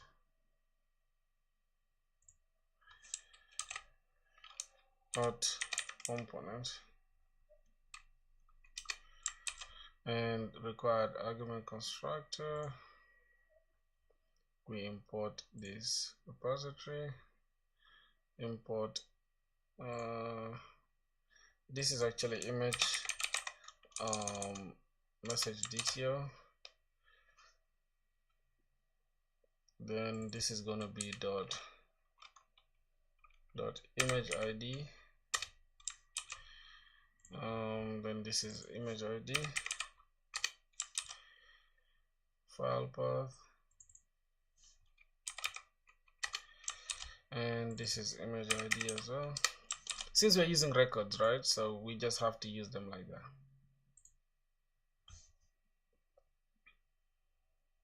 Yeah.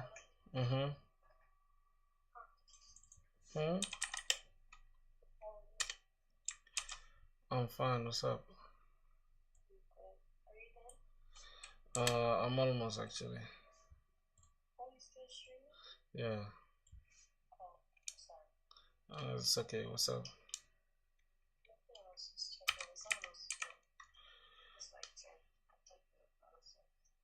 Yeah, for real. That's the stuff. It's all good. I'll call you when I'm done. Alright, baby. It's okay.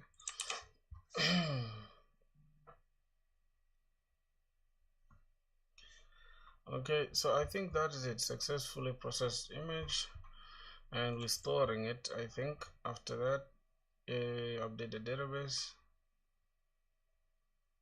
Then we update the database and we set the status to done. So I think that is it. We need to just create a new connection.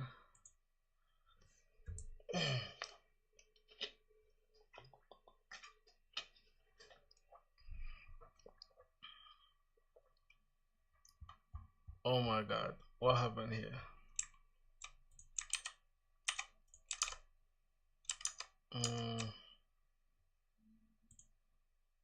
What's going on here?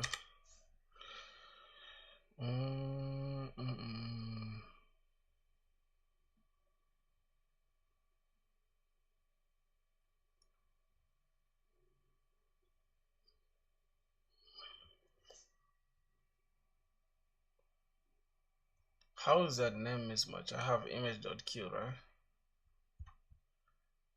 right? Define the queue as Spring Bean recommended. I have it. Oh, Jesus Christ. Image queue. Is it not the same as this? Image process, I mean image in the config. Is it not this?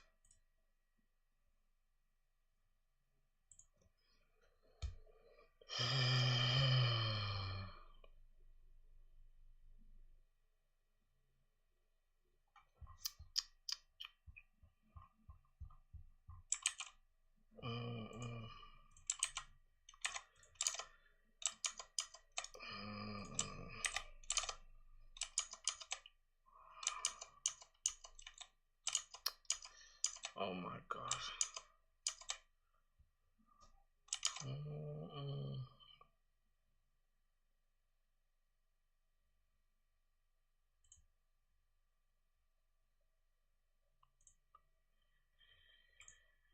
We have the image processor there, bro.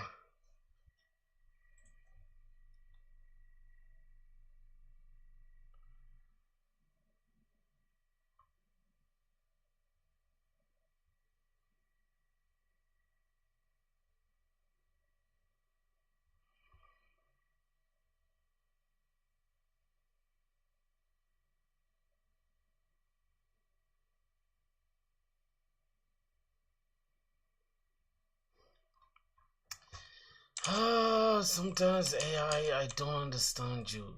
What is this your? Is this your what, bruh? I have this. I have it. Damn.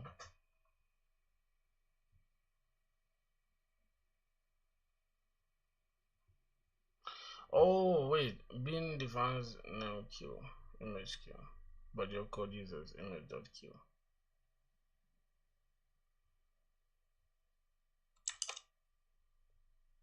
Ugh.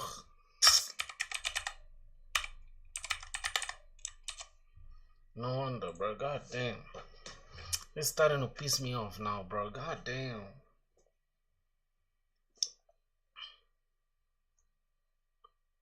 Yes, so we created we created a connection and we started image processing. So let's see. Let's research this. Oh, now we have a consumer now. We have one consumer. How do we have two queues and one consumer? Oh, this first queue was a mistake. This first queue was a mistake. So this is the actual queue that we need. And then this consumer is what is going to consume the images. So I mean that the images. Let's go to Postman and let's try to upload. Yup, it's running in the background. It should be done. It should be done. Processing. Wait, it should be done. Why is it written processing? It should say done. Oh my goodness. Okay. Wait, what's going on? Why is it throwing a tantrum, bro? My computer's going to lag. We are cooked, bro. Hold on.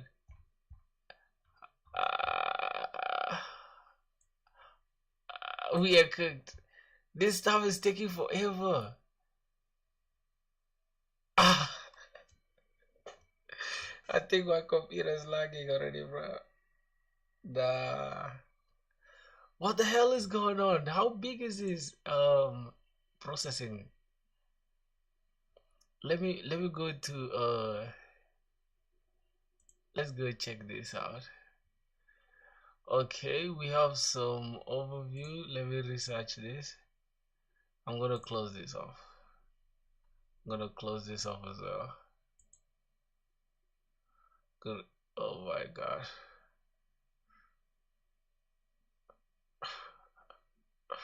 Is it done?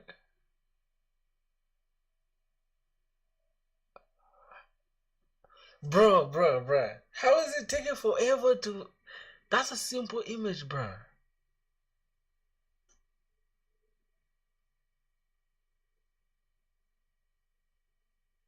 What are all these logs? Wait, resize.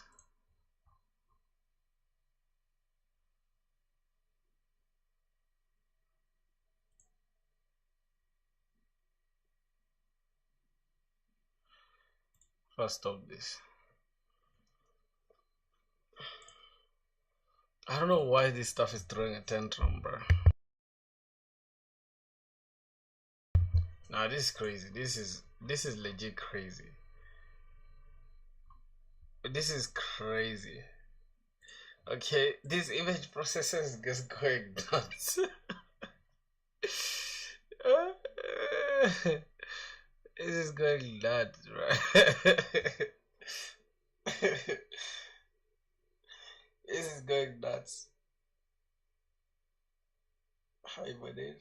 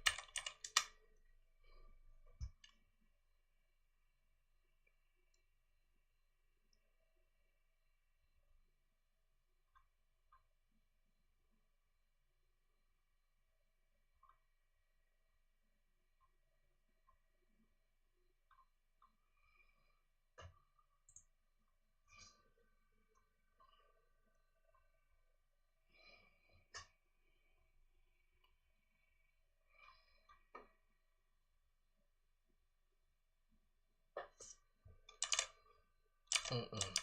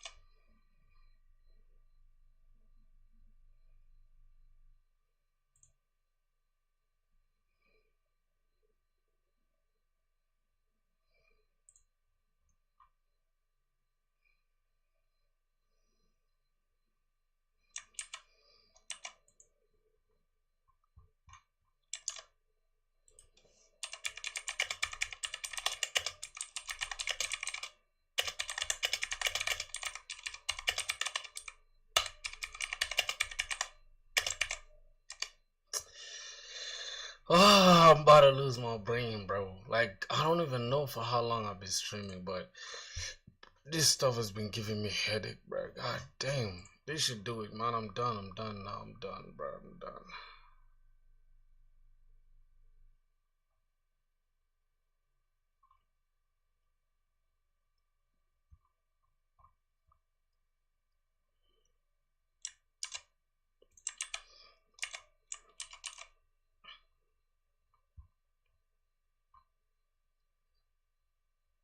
Bro, which one is Jackson Converter, bro? It's deprecated.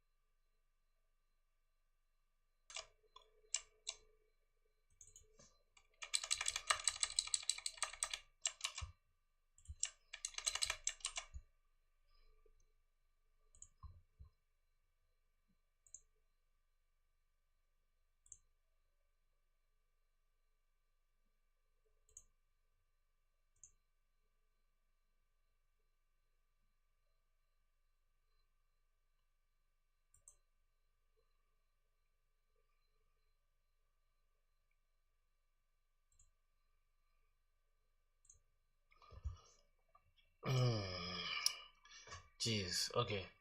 Let's go and run all the services now and see what's up. Application YAML, everything is fine. Let's go to Docker Compose.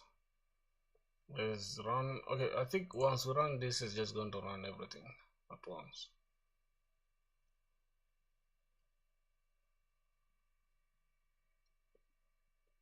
Mm-hmm.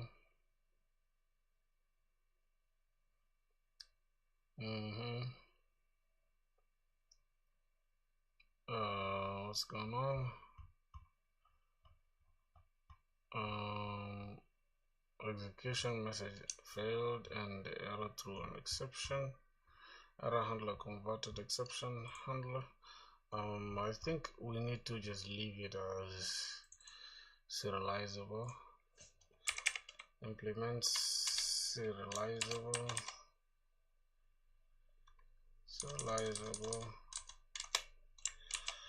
Alright, and then we can just start this again.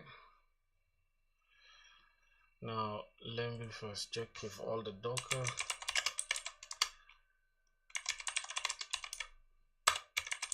compose down v, delete everything that's there. Okay, then Docker compose up in detach mode.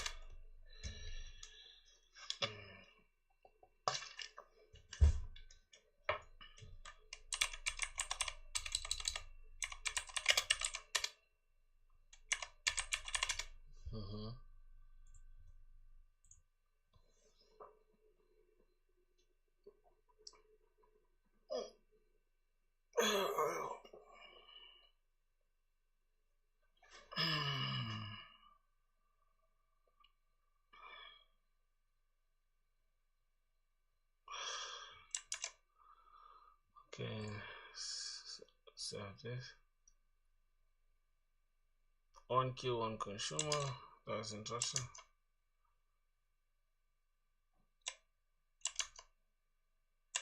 Okay, let's open Postman. Get all images.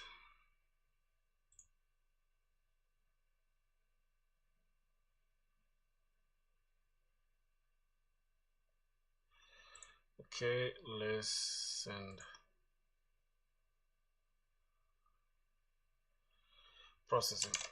Okay, processing image ID 1, successful processed image 1, and then what else? I think it should be done. Still processing. Successful process image. So if we go and grab all images, done. Oh Lord, that is that. So what? So we can go to image uploads and we shall be able to see no static resource. No, but we have at least something here in images. So I'm going to create, let me check that out. Image uploads / circle. Image uploads, and then there's a circle inside it. Okay, it converted it. All right. So we are filling this with that. Then let's go again to uploads, and then this time let's try to add something else. Add in like a PNG. It's day 45. Send this. Maximum upload size exceeded. What's the upload size? So good. Let me go and let me pick this simple Instagram PNG. Send. Instagram processing. Instagram's processing. Then successfully processed. Oh, bro, it's so fast like that. That's crazy. So if we get this, we shall get done. Done. Oh yeah. This is awesome. This is awesome. So let's go back to let's check our RabbitMQ. See how quickly we are. Okay, so we have a, I think I should open it just something like this. It's what? Option, control and option. I think it's like this. No. Okay, just like this. Alright, I'm gonna put this left, right, and let me go to upload.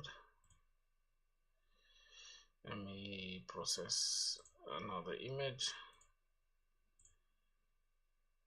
I think I should be able to process Next.js PNG. Then let me send it to this endpoint, and then it's now processing. Then this should be able to pick up, the consumer should be able to pick up there. It's done, I think.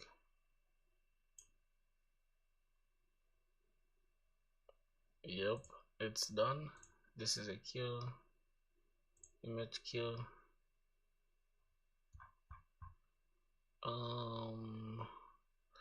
Okay, let's go now and test. Let's process this. Done. Okay, not bad, man. Not bad. So we have successfully processed. Cool. So there you go, bro. That is a simple, not simple though. This is not simple at all. I just have another thing to do. Is like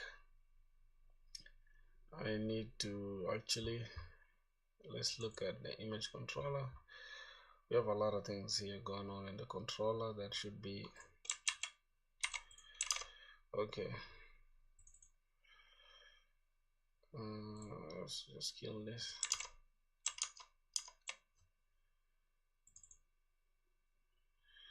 So let's close this management. I'll get this anytime. Close this. So refactor this code into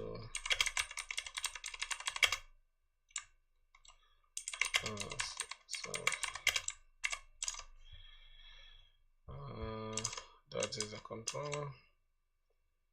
Let's just open our service somewhere here so that it can talk to the, oh my god, all the business logic, file handling, DB persistence, messaging into the message service. Yep, this one should be able to only handle HTTP requests. Okay, let's move that. I don't want to waste time.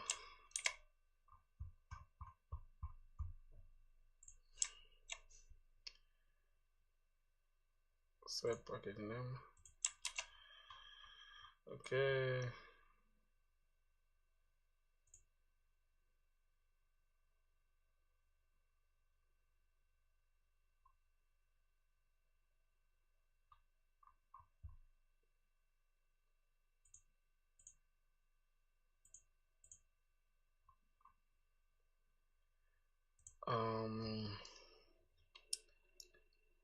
Upload dir, creating a new directory. Okay.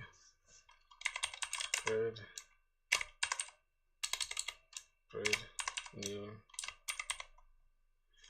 dir refactor. Okay, that's fine.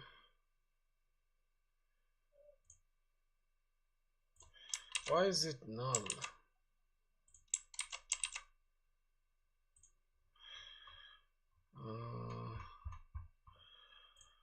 Not bad. Let's go back here. Grab this controller, replace this service.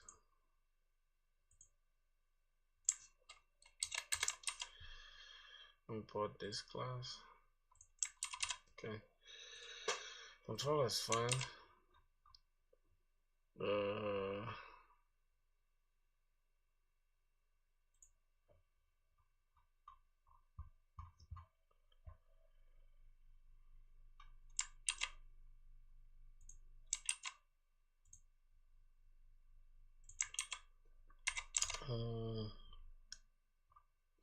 Let's grab the service.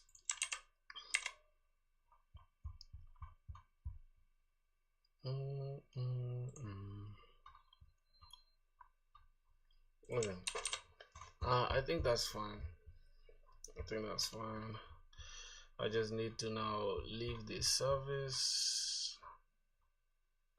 You might externalize this to application properties later, so we're just gonna keep it like this for now.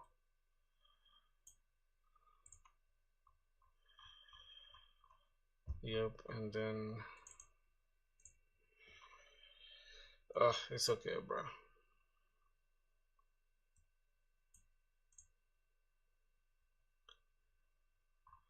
Let's just push this to GitHub. So go to GitHub.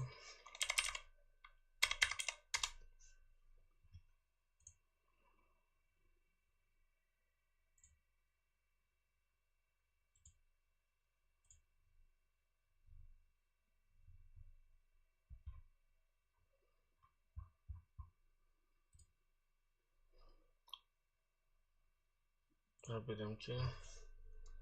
This is image processing.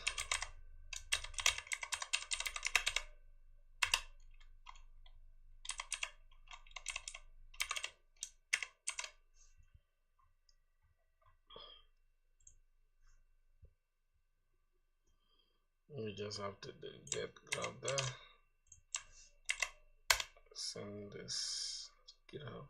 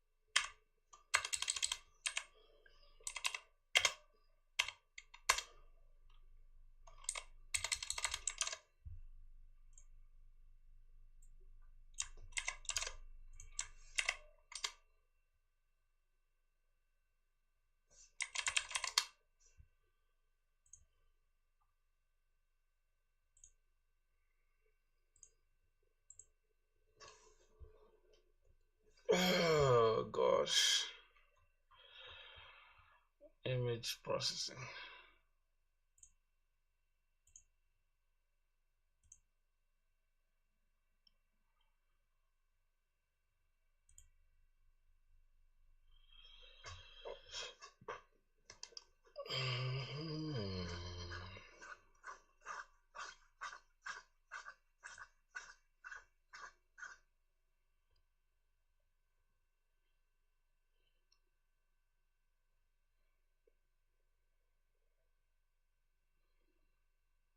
Bro.